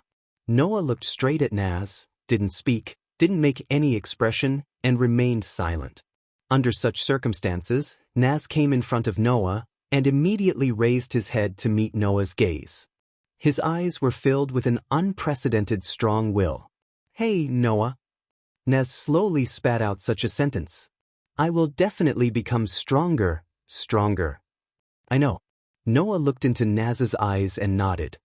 "I also believe that you can definitely do it." "Is that so?" The smile on Naz's face returned little by little. "At that time, will you fight with me?" Hearing this, Noah smiled indifferently. "I can accompany you at any time." The strong will in Naz's eyes was immediately replaced by satisfaction. "Good." Naz pointed to everyone present and made a declaration. "Who can become an S-rank magic shooter? Let's fight it out." That declaration was as competitive as ever. However, everyone could clearly feel that in that competitive speech, there was a strong will that had never been there before. As a result, everyone was also ignited by Naz's words. "I won't lose." Kana's face was also full of determination. "Definitely become an S-rank magic shooter." Lucy nodded in agreement. "I will definitely make Kana become an S-rank magic shooter." Zhu Bian won't lose either. Zhu Bian, who didn't have any desire to fight before, was also excited. "Zhu Bian will definitely work hard. Come on, Julian." Levi clenched her small fists. "We will definitely win in the end." Elfman shouted. "The one who wins in the end is a real man. Although I'm very supportive of Brother Noah, I won't admit defeat so easily." Lise Anna smiled sweetly. "At least, except for Big Brother Noah, I will definitely not lose to anyone. I will work hard too." Wendy quickly expressed her opinion. "I will definitely work hard to help Big Brother Noah." Noah didn't say anything. He just patted Wendy's head and looked at Naz. Although the smile on his face wasn't very confident, it revealed a strong courage. Naz grinned and laughed. "Very good, I'm burning. Love." Hubby was so excited that he flew around in the air. Looking at the scene that was completely ignited by Naz's will, Noah's heart was filled with all kinds of emotions. Such charisma, as expected of a dragon's child. At this moment, another voice suddenly cut in. "It's best if you can have confidence." Hearing this voice, everyone turned their heads and looked at the source of the voice. There, Makarov walked over step by step, looked around at everyone and nodded. "There are actually so many teams that passed the first stage of the experiment? Wasn't that right? 7 routes, 3 of them would intersect and only one team could be determined. The other 4 routes were all guarded by S-rank magic shooters. If something went wrong, it could really lead to only one team being able to pass the first stage of the experiment. Now, all 4 S-rank magic shooters had been broken through. Even if the rest didn't break through directly except for Noah, it was still surprising. Then, let's begin the second stage of the experiment. Makarov directly announced. Next, you must find the mausoleum of the first president, Mavis Viamilio. The time limit is 6 hours. If you don't reach the destination in 6 hours, the team will be eliminated. Understood? Yes. Everyone nodded in response.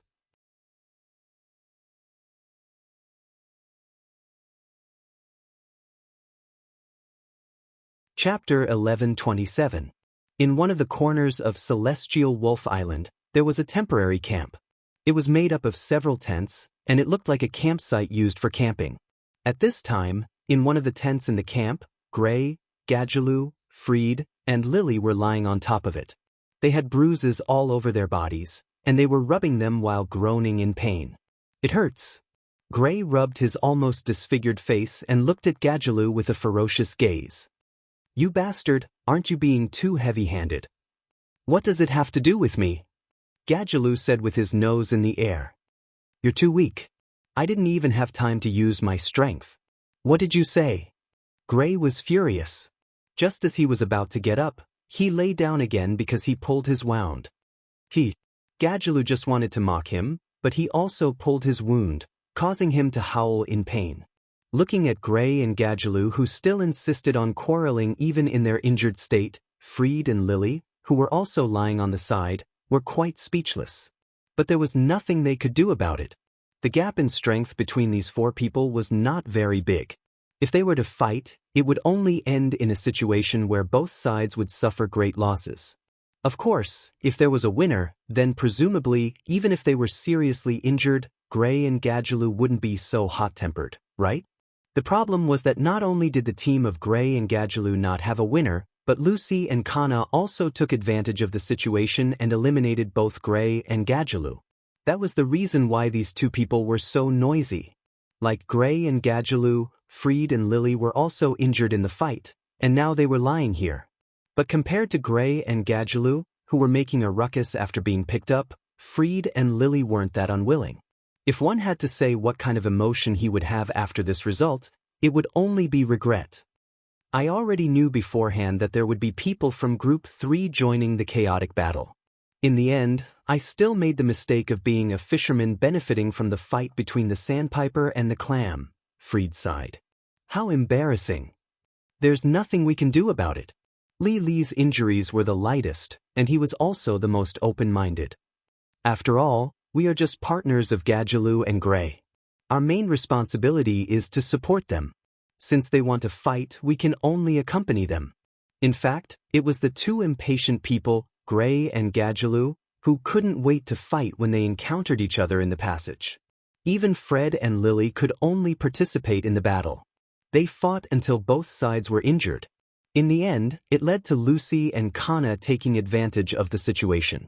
If Gray and Gadjaloo could obediently wait for Kana and Lucy to appear, the result would definitely not be like this. It's too late to say anything now.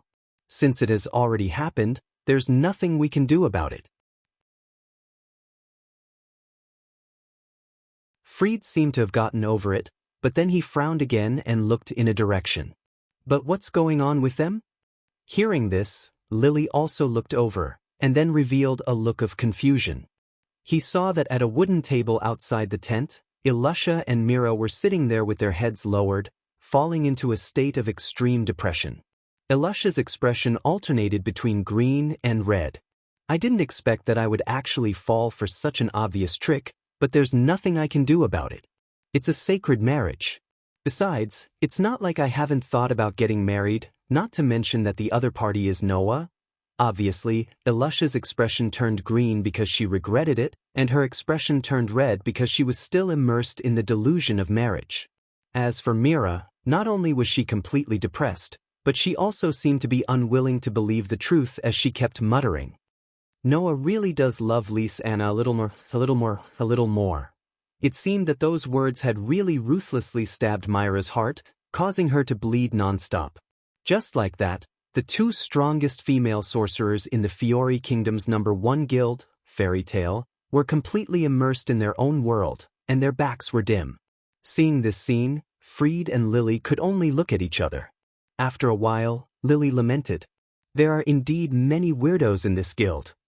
You can't say that, Freed said in a serious tone.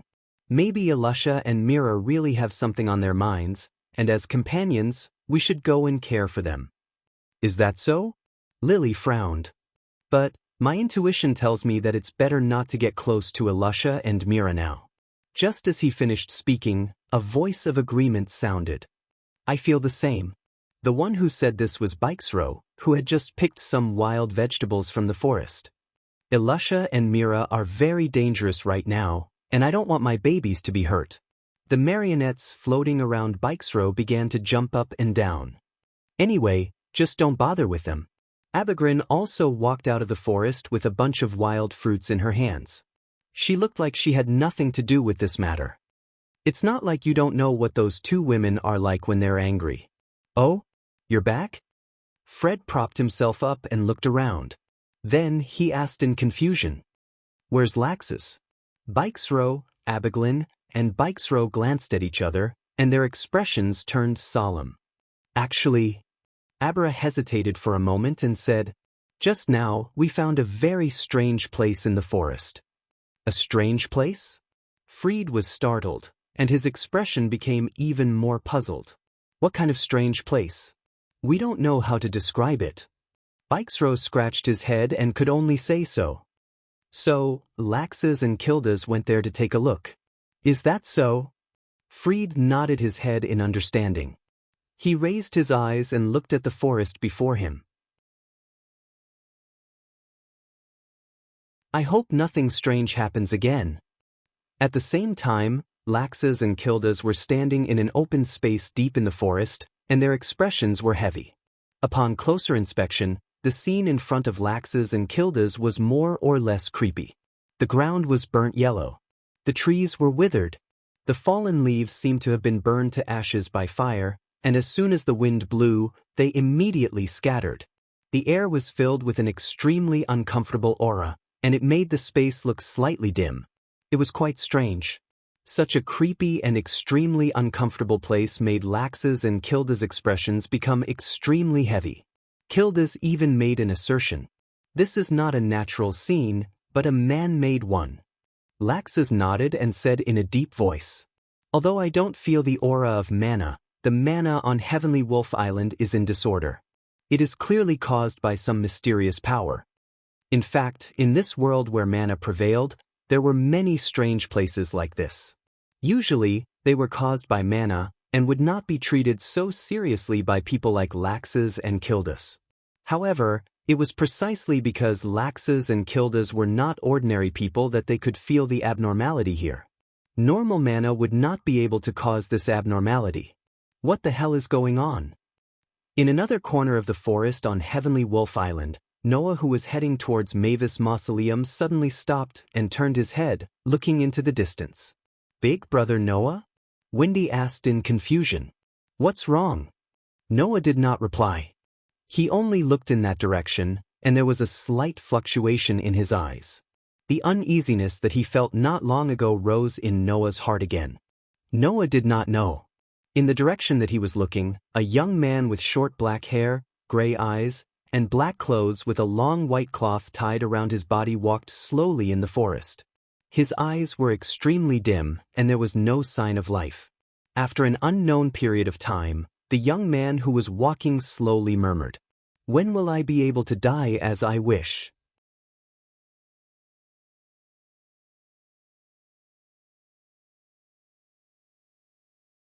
Chapter 11:28. Just as Celestial Wolf Island began to undergo some changes due to a small anomaly, a magic airship was slowly traveling in the sky far away from Celestial Wolf Island. If Noah were here, he would definitely recognize this magic airship. Because not long ago, this magic airship had openly barged in front of Noah and even almost barged into Magnolia. Inside such a magic airship, there was a vast hall. In the hall, 7 people were lined up in a row, facing forward. There was a throne there. A person sat on the throne. He was an old man wearing pitch-black armor with an eye patch over his right eye. His face and eyes were extremely fierce. Surprisingly, it was the guild leader of the strongest dark guild in the Barem Alliance, Grimoire Heart, Hades. As for the 7 people standing in a row in front of Hades, they were the 7 members of the Grimoire Heart, a group that no one in the underworld didn't know about. He had a head of disheveled golden hair, and his eyes were red, but they seemed to be made up of circles Zankalo. He looked like a goat and held a book in his hand Caprico. He wore a pair of black-rimmed glasses and combed his hair back. It was easy to see that he was a young man who paid attention to his appearance Lysiros. He was a fat man with a fat body, a double chin, and thick eyebrows cane. He had a short appearance and wore a wing-shaped earpiece next to his ear melty. He was dressed like a minority, and his skin was slightly dark Azuma. There was also a coquettish girl with waist-length black hair that was slightly purplish. A white hair clip was tied in between her hair, and she wore tight clothes that completely displayed her near-perfect figure Urudia. They were known as the 7 families of Purgatory, and were personally trained by Hades. Each of them was a 7 magic shooter. At this time, they all appeared in the hull of this magic airship. Leader Hades. The first to speak was Urudia. Eurulia raised the crystal ball in her hand above her head and said this sentence in a somewhat overjoyed manner. We found Jerf. Hades immediately reacted. He straightened his body and stared at Eurudia. You really found it? Yes. Eurulia smiled sweetly. Just now, we did indeed capture Jerf's aura. That pure darkness is a power that no one other than Jerf can possess. Really? Hades's hand, which was resting on the throne, tightened little by little. A fierce light flashed through his eyes. Finally found it, Jerf. It wasn't just Hades. Many of the grimoire heart sorcerers present, including Eurudia, appeared to be rather happy. We finally found him. Zenkro laughed maniacally. The world of great magic that we've been looking forward to can finally be realized. Do you think it's that easy? Caprico closed the book in his hand and said without changing his expression. Even if we find Jerf, we have to make him acknowledge our ideals and change this world. Change the world. Luceiros pushed his glasses up slightly. He put one hand in front of him and the other hand in front of him as if he was performing a musical. What beautiful words! Cain was trembling all over. His fat body even began to sweat. I think so too, Melty interrupted Cain's speech and said expressionlessly. That's what Cain wants to say. It doesn't matter to me. Azuma's resolute face was expressionless, but his eyes were bright.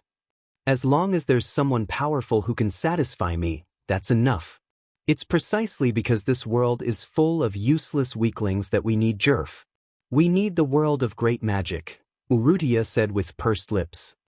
Only a world with sorcerers who can use magic and no ordinary people who don't have power can give birth to someone powerful who can satisfy you, right?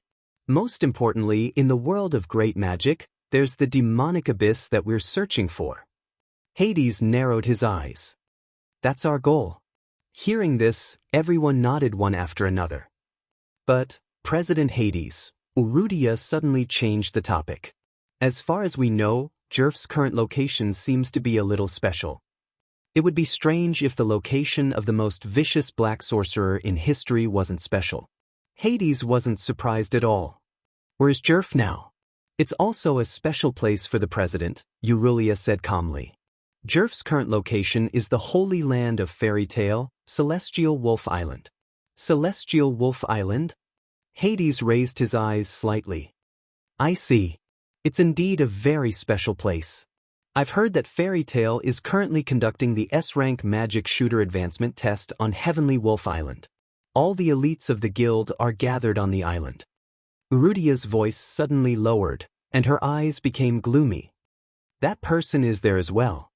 Hearing this, the atmosphere in the hull of the airship became heavy. Everyone present knew who the person Eurudia was talking about was. Not long ago, that person fought to a draw with Hades, whom the 7 families of purgatory worshipped as a god. Even Hades couldn't do anything to that person. When this matter was first known, almost no one here was willing to believe it. But after Hades himself tacitly acknowledged this matter, the 7 families of purgatory fell silent. In particular, Eurudia, who had personally witnessed the entire process of the earth-shattering battle between Noah and Hades, developed some reverence and fear for that person. That brat is also on Celestial Wolf Island? Hades's face was cold. Well, it's about time for me to get sick of watching Fairy Tail. A guild that doesn't even understand that the essence of magic is darkness, and still yearns for the complete opposite of light. Let's just let it become history together with that little brat. The moment he finished speaking, an extremely astonishing and sinister magic power continuously rose from Hades' body. Feeling that frightening magic power, the arch-shooters of the 7 families of purgatory all held their breaths. Then they all reacted differently. A arch-shooter that even guild leader Hades can't do anything to? Zankalo clenched his fist, and traces of pitch-black flames flitted across it. I don't believe that kind of thing. No Adol? Azuma's eyes burned with a raging fighting spirit. I really hope to fight him. The others also had their own thoughts. Most of them were arrogant and unruly, and wanted to defeat Noah and prove their strength. Only Murdy lowered her head and remained silent. "Cheer up, Murdy." Urudia glanced at Murdy and sighed. "You're our trump card to deal with that person. Only you can truly kill him, so don't forget your mission." Murdy's gaze fluctuated slightly, but soon returned to normal and spat out a sentence. "I'll kill him, bang." Accompanied by a heavy muffled sound, a huge magic beast flew out like a kite with a broken string. After heavily smashing into a cliff, its head tilted and it fainted. "Phew." Noah breathed a sigh of relief, withdrew his fist, and laughed bitterly. "This forest is still the same as before. There are magic beasts everywhere. Forget it, compared to the other teams that don't know their destination, we're already considered lucky." Hearing this, Wendy looked straight at Noah and did not look away. Noah asked doubtfully, "What's wrong?" "That." Wendy hesitated for a moment and said, "Brother Noah, is there something on your mind?"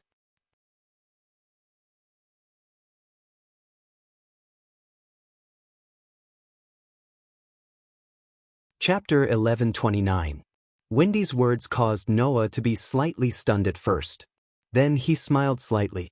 "Is it that obvious?" Wendy nodded, her eyes never leaving Noah. Wendy was obviously very concerned about Noah's abnormality. In fact, from the beginning to the end, Noah did not do anything different from before, or acted differently from before. Generally speaking, it was impossible to tell if Noah had something on his mind just by looking at him. However, Wendy was able to tell. The same thing had happened to Mira and Lisanna. No matter how normal Noah acted, as long as Noah had something on his mind, his two delicate fiancées would be able to detect it immediately. According to Lisanna, this was the privilege of being his wife. There was no woman who would not be able to detect the abnormality of the man who shared a bed with her all day. Otherwise, why would most men who cheated on their wives be exposed in the end? This was the reason. This was what Lisanna said. Mira smiled but did not say anything. She had never explained why she could tell that Noah had something on his mind so easily. However, Noah knew that this was probably a little telepathic connection between a man and a woman who were in love with each other. In layman's terms, this was probably the so-called sixth sense of a woman. Wendy was able to detect Noah's abnormality probably because of her intuition as well. At least, that was what Noah thought. "Brother Noah, is there something bothering you?" Wendy carefully expressed her thoughts. "Can I help Brother Noah?" In other words, she wanted Noah to have a chat with Wendy. "There's nothing to hide." Noah pondered for a moment before he sighed. "Actually, I've been feeling a little uneasy since the beginning. Restless." Wendy blinked her eyes. Her expression was more or less a little confused. "What do you mean by that?" "It would be great if I knew." Noah patted Wendy's head and looked up at the sky. "It's just that I feel that something big is about to happen here." "Something big?" Wendy's expression was still confused, but she still spoke gently. "Maybe Brother Noah is just overthinking it? I'd rather be the one overthinking it." Noah shook his head. "But I have a feeling that something big is going to happen here this time." This time, Wendy did not know what to say. Seeing Wendy's clumsy look of wanting to comfort Noah and make him feel better but not knowing what to say, Noah couldn't help but smile and pat Wendy's little head. "All right, maybe I'm overthinking it. Don't look so pitiful. People who don't know better might think that I don't want you." Brother Noah would never do that," Wendy said. However, despite saying that, Wendy couldn't help but hold Noah's hand tightly. Tears began to accumulate in her adorable eyes as though she was a calf that was about to be sold in the market. It was really pitiful to see her like that. Such a cute appearance made Noah unable to help but pinch Wendy's cheeks lightly. His doting feelings were clearly displayed. "I'm just joking. Why are you so nervous?" "I'm not nervous," Wendy weakly retorted. Seeing this, Noah shook his head with a smile. He let Wendy hold his hand and said, "All right, let's go." "All right, let's keep going. Otherwise, she'll definitely arrive before us." Lisanna had once followed Noah to Celestial Wolf Island. At that time, Noah and Lysana had found Mavis Mausoleum under the guidance of the first president. Now, although 2 years had passed, Lysana should not have forgotten the location of Mavis Mausoleum. If he didn't hurry over, that little girl would definitely be impatient and arrive before Noah. Then she would use this opportunity to tease Noah. As for the others, they would not even know the location of Mavis Mausoleum. They would probably spend quite a bit of time wandering around Celestial Wolf Island, and might even be eliminated when the time limit was up. Thus, in this segment, Noah and Lysana, who knew the location of Mavis Mausoleum, had a huge advantage that the others did not have. 6 hours was enough for Noah and Lysana to arrive at the location of Mavis Mausoleum. Immediately, under Noah's lead, Wendy slowly moved towards the Celestial Wolf Tree at the center of Celestial Wolf Island. It was a pity that Noah and Wendy's journey did not last long. Roughly 20 minutes later, when Noah cleanly dealt with another batch of magical beasts that had suddenly jumped out, a strange feeling appeared in the range of Noah's sensory ability. What kind of feeling was that? Noah could not explain it clearly. Noah only knew that when that feeling appeared in the range of his sensory ability, his body abruptly started to heat up, and his limbs started to involuntarily surge with power. Sensing this feeling, Noah's heart suddenly trembled. That was because this feeling was not unfamiliar to Noah. It was the premonition of the Godslayer's body entering a state of battle when encountering a god. Sensing this, Noah's heart suddenly trembled, and his footsteps immediately came to a halt. Wendy, who was happily holding Noah's hand, also stopped, a question mark appearing in her head. Big brother Noah? Noah did not have the spare energy to pay attention to Wendy, and instead turned his head abruptly and spoke in a deep voice towards the direction of the nearby thicket. "Who's there? Come out." As soon as his voice fell, the entire space was filled with an indescribable silence. Wendy sensed that the atmosphere was not right, and slightly hid behind Noah. Noah subconsciously protected Wendy behind him, and his gaze was fixed on the thicket in front of him. In the next second, a figure approached from afar, and with extremely clear footsteps and the sound of friction, slowly walked out of the thicket. It was a youth. He looked to be in his teens and was quite young. Like Noah, he had a head of pure black short hair, and his entire appearance gave off a harmless feeling. However, it was precisely this harmless-looking youth that made Noah's body slightly tense. Because the feeling that made Noah feel as if he had met a god, and his body automatically entered battle mode, came from the youth in front of him. If that feeling was a little stronger, then Noah's body would definitely enter battle mode in an instant. At that time, Noah could basically be sure that he had met the god that the God Slayer was destined to kill. However, although the youth in front of him made Noah's body instinctively feel as if he had met a god, Noah could be sure that he was definitely not a god. The reason was also stated that feeling was too weak and could only barely make Noah's body instinctively react, and was far from being able to enter battle mode. But even so, it was enough to make Noah pay attention. Even if the other party was not a real god, but to be able to make Noah's body react as if he had met a god, it was enough to prove that the other party was not simple. Under such circumstances, Noah stared at the youth and spoke indifferently. "Who are you?" The young man didn't say anything. Just like Noah, who was staring at him closely, he stared at Noah and opened his mouth. "And who are you? Why do I feel that you are extremely dangerous?" If those who knew the youth's true identity were to hear what he was saying to Noah, they would definitely be very shocked. Unfortunately, Noah was not clear about the youth's identity, and only knew that he was definitely not someone he knew. "Answer my question first." Noah's tone began to carry some hostility. "Why are you, who is not a member of our guild, in our guild's sacred land?" Hearing this, the youth fell silent. "I see." The youth's face was somewhat melancholy. "Is this island managed by someone?" Hearing this, Noah's brows furrowed deeply. Could it be that this person did not come specifically for Celestial Wolf Island, and had accidentally entered? Just as Noah had such a thought, the youth's face suddenly changed, and he fiercely covered his head. A terrifying aura suddenly rose from his body.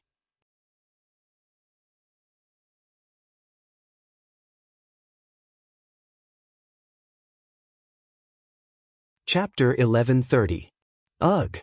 The young man who suddenly appeared in front of Noah and Wendy bent down without any warning. His whole face became quite distorted, and he was sweating profusely. He seemed to be in extreme pain. No, no. The young man held his head like this, as if he was suppressing something. He groaned in pain and grief. I'll leave now. I'll leave now. Don't come out at this time. Please don't come out at this time. However, as the young man's pained and sorrowful voice echoed in the surroundings, something that seemed to be hidden in the young man's body seemed to ignore his will and crazily poured out, causing a terrifying aura to surge from the young man's body. Feeling the sudden surge of terrifying aura from the young man's body, Noah's pupils shrank, and in the next moment, his heart suddenly trembled. Oh no! Without any hesitation, Noah turned around and hugged the bewildered Wendy. Ah! At the same time, as if he was suppressing something in his body, the young man, who was holding his head with a face full of pain, suddenly let out a loud cry. Wang! Along with a strange trembling sound, a fog-like darkness surged out from the body of the youth who was screaming in pain. It was like the purest darkness, containing an extremely dense wave of death, a darkness that was so terrifying that it made people despair. The dense darkness, like a fog, surged crazily with the young man's body as the center. Then, like a pitch-black airflow, it revolved around the young man's body and gradually formed a pitch-black protective shield. Ah! In the pure darkness, the young man screamed in pain, and his pair of extremely dim eyes suddenly turned into a strange red color. Immediately after, the dense darkness that constantly revolved around the young man's body suddenly exploded like a violent impact. Dong! In the blink of an eye, the terrifying darkness turned into a violent gust of wind that covered the entire surrounding space. At this moment, Noah just turned around and hugged Wendy in his arms. In other words, the whole change happened in less than a second. Thus, in order to protect Wendy, Noah's body was also covered by the thick darkness. Noah only had time to hug Wendy before everything in front of him turned into darkness, depriving Noah of his entire vision. At this moment, Noah felt as if his entire body had sunk into a bottomless swamp. Not only did his body become heavier bit by bit, but he also felt that the surrounding space had become extremely viscous, which was very uncomfortable. Then, a strange phenomenon occurred. Buzz! In Noah's heart, the outline of the stone plate that was connected to the 10 patterns suddenly trembled and emitted a shocking light. Naturally, only Noah was able to detect this phenomenon. It was precisely because he noticed this phenomenon that Noah's heart suddenly tightened. He finally understood something. Immediately, the violent storm-like dense darkness slowly receded from the space and gradually dissipated. Noah only felt that his entire body that had become incomparably heavy suddenly became light again. In the surrounding space, the extremely uncomfortable stickiness also suddenly receded, and everything returned to its original state. Thus, Noah quickly opened his eyes. Everything that entered his eyes made Noah stunned for a moment. In the range of Noah's vision, the forest that was previously full of vitality directly turned into a land of death. Whether it was the flowers, grass, trees, wood, or even the air, all of them seemed to have been sucked out of life and all of them withered. What is this? Wendy, who was completely unable to react at all, opened her eyes subconsciously in Noah's arms. Similarly, she also saw the surrounding scene of death and was stunned for a moment. Only the young man who caused all of this seemed to be relieved of a heavy burden. He half knelt on the ground as if he had exhausted all his strength. While panting rapidly, he looked at Noah with an extremely incredulous expression. You didn't die? The young man couldn't help but be shocked. From the changes in the surroundings, it could be seen that the dense darkness that originated from the young man just now could suck out all of life and cause life to wither in an instant. And obviously, humans were also in the same category. An ordinary human, if deeply trapped in the dense darkness just now, would have all of his life force sucked out and become a dried corpse? Noah, on the other hand, was not affected in the slightest. How could the young man not be shocked? But Noah did not seem to be surprised at all. Holding Wendy, he stared at the young man who was looking at him with an incredulous expression and said word by word, "You have the curse of God on your body?" This young man had the curse of God on his body. Therefore, even if the young man was not God, he could still make the God Slayer, Noah, as if he had encountered a god. However, it was quite weak. Therefore, when the dense darkness erupted, the authority in Noah's body that was called the God-slaying power reacted. The reason was this. And the young man's expression suddenly changed after hearing Noah's words. The way he looked at Noah also changed. So that's how it is. The young man stared at Noah, shocked and calm as he said this. "Do you have the same thing on your body?" After saying this, the young man seemed to deny his own statement and shook his head slightly.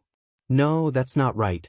The thing that exists in your body is not a curse, but it is the same as the curse in my body, the power of God." Hearing this, Noah slowly clenched his fist. Noah was not surprised that a human had the curse of God on their body.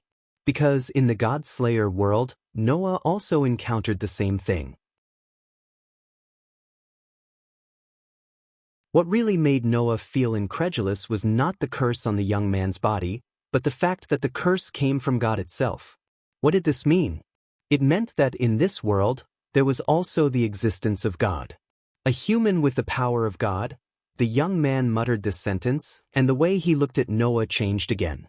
If before, the young man's eyes were filled with disbelief and disbelief, then now, the young man's eyes were filled with pure joy. In fact, it could even be described as ecstatic. "That's right. This will work. This will work." The young man stood up shakily and stretched out a hand in the direction of Noah. His hand was still trembling, and he slowly walked in the direction of Noah as if he was crying tears of joy. "If a human's power is unable to kill me who has the curse of God, then, with the power of God, you will definitely be able to kill me, you will definitely be able to. Seeing the young man crying tears of joy, Noah calmed down. Whether or not God existed in this world was no longer important. Anyway, it was not the first time Noah had seen God, and even killed God. Now, there was only one thing to be concerned about. "You who are you?" This sentence caused the trembling young man to stop in his tracks, and his lips slowly opened. Just as the young man was about to say something, another accident happened. Boom! A huge flower of light suddenly exploded in the sky above Heavenly Wolf Island. It was so eye-catching that it would definitely attract the attention of everyone on Heavenly Wolf Island. Seeing this flower of light, Noah's expression finally changed. This was because that flower of light was the unique signal of the fairy tale. Once this signal appeared, it meant one thing: enemy attack. Someone was about to attack Heavenly Wolf Island. Noah's ominous premonition came true. The young man raised his head and looked at the signal in the sky.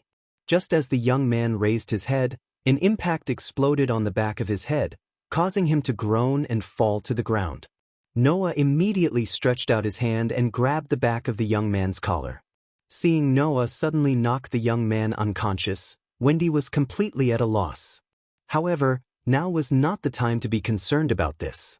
At such an important moment, they could not allow an unidentified person who carried the curse of God to wander around Heavenly Wolf Island. Carrying the young man, Noah shouted at Wendy without turning his head. "Wendy, let's go to the camp."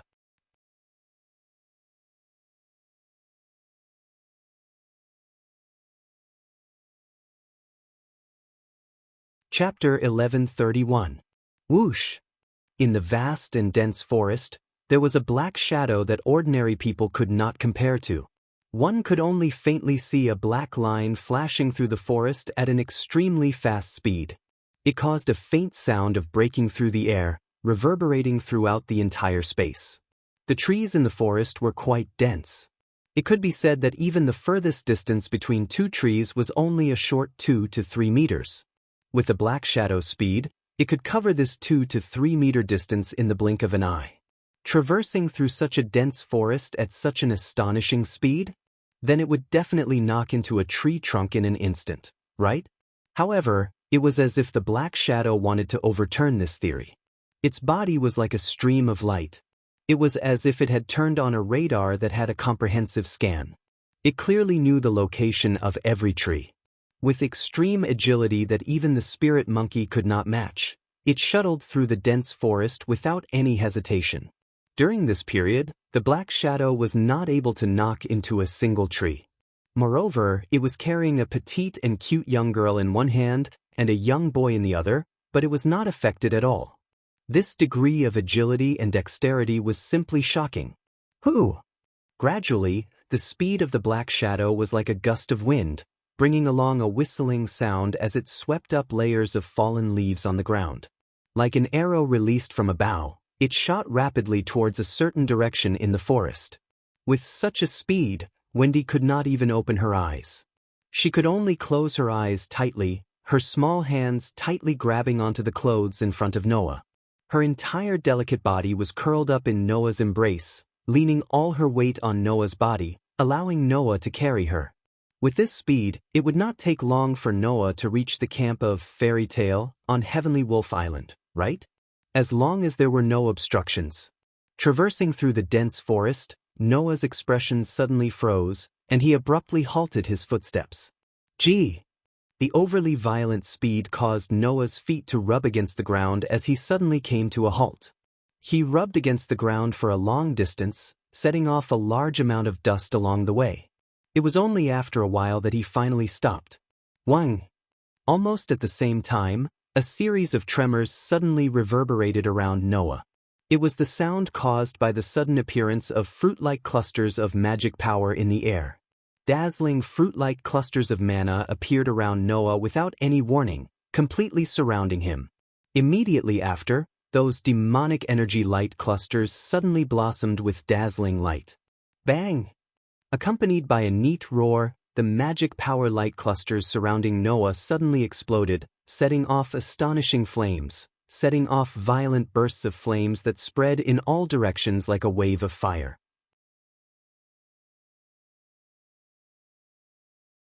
Naturally, Noah, who was surrounded, was completely covered by it. The surrounding dense forest was also enveloped by the shocking explosion. In the blink of an eye, the corner of the dense forest turned into a sea of flames, causing the trees to burn. Even the ground was directly charred black in the shocking explosion. In such an explosion, except for Naz, the dragon slayer archmage who could even devour flames, basically no one could be unscathed, right? However, if one took a closer look, one would discover that at the center of the shocking explosion, a huge shield, which was like a city wall, was inlaid with flower petals like decorations in the middle, towering like an iron tower. In the next second, the huge shield slowly turned into a burst of light particles and disappeared into the sea of flames. Behind the shield, Noah carried Wendy, who had fainted due to the sudden impact, and lifted a young man in his hand. Then, he glared at the only tree that remained intact in the sea of flames ahead with a frighteningly cold gaze. Wang! In the next moment, a golden ripple fluctuated around Noah's body. Inside, an extremely luxurious spear suspended in the air, turning into a stream of light that blasted forward. Bang! The only intact tree in the sea of flames was shattered cleanly under the attack of the sharp spear. However, before that, a figure suddenly flashed out of the tree and retreated. After tapping the ground a few times with the tip of his foot, he stopped in a kneeling position. Have I been discovered? With such a sentence, the man who appeared from the tree raised his head, allowing a resolute face to enter Noah's vision. Sure enough, you're worthy of being the archmage valued by President Hades. I've tried my best to align my mana with the mana of the Celestial Wolf Island, but in the end, I was still discovered the moment I launched the attack. What a keen sense. The words of the man who suddenly launched an attack on Noah did not conceal his admiration for Noah at all. However, that didn't matter to Noah at all. What really made Noah react was a name that appeared in the other party's words. Hades. Noah suddenly looked forward. The one who attacked the Celestial Wolf Island is the Grimoire Heart? To be precise, it should be the vanguard of the Grimoire Heart. President Hades and the other officers have yet to arrive. The other party stood up and looked at Noah as he said so. Then, I am one of the officers of the Grimoire Heart, Azuma of the 7 families of Purgatory. What's the purpose? Noah ignored Azuma's words and asked indifferently, "What's the purpose of attacking the celestial wolf island?" President Hades did indeed give 2 orders. Azuma did not hide anything, as if he was enjoying the confrontation with Noah, and said straightforwardly. One of them was to annihilate the fairy tale. The atmosphere in the Sea of Flames suddenly became oppressive. "So that's how it is," Noah muttered as if he was talking to an invisible person. "Just like how I've been thinking about how to get rid of the grimoire heart, you also want to get rid of the entire fairy tale?" Hades. Azuma didn't know why, but when he heard Noah muttering to himself, he felt that something was wrong. However, Azuma ignored this anomaly.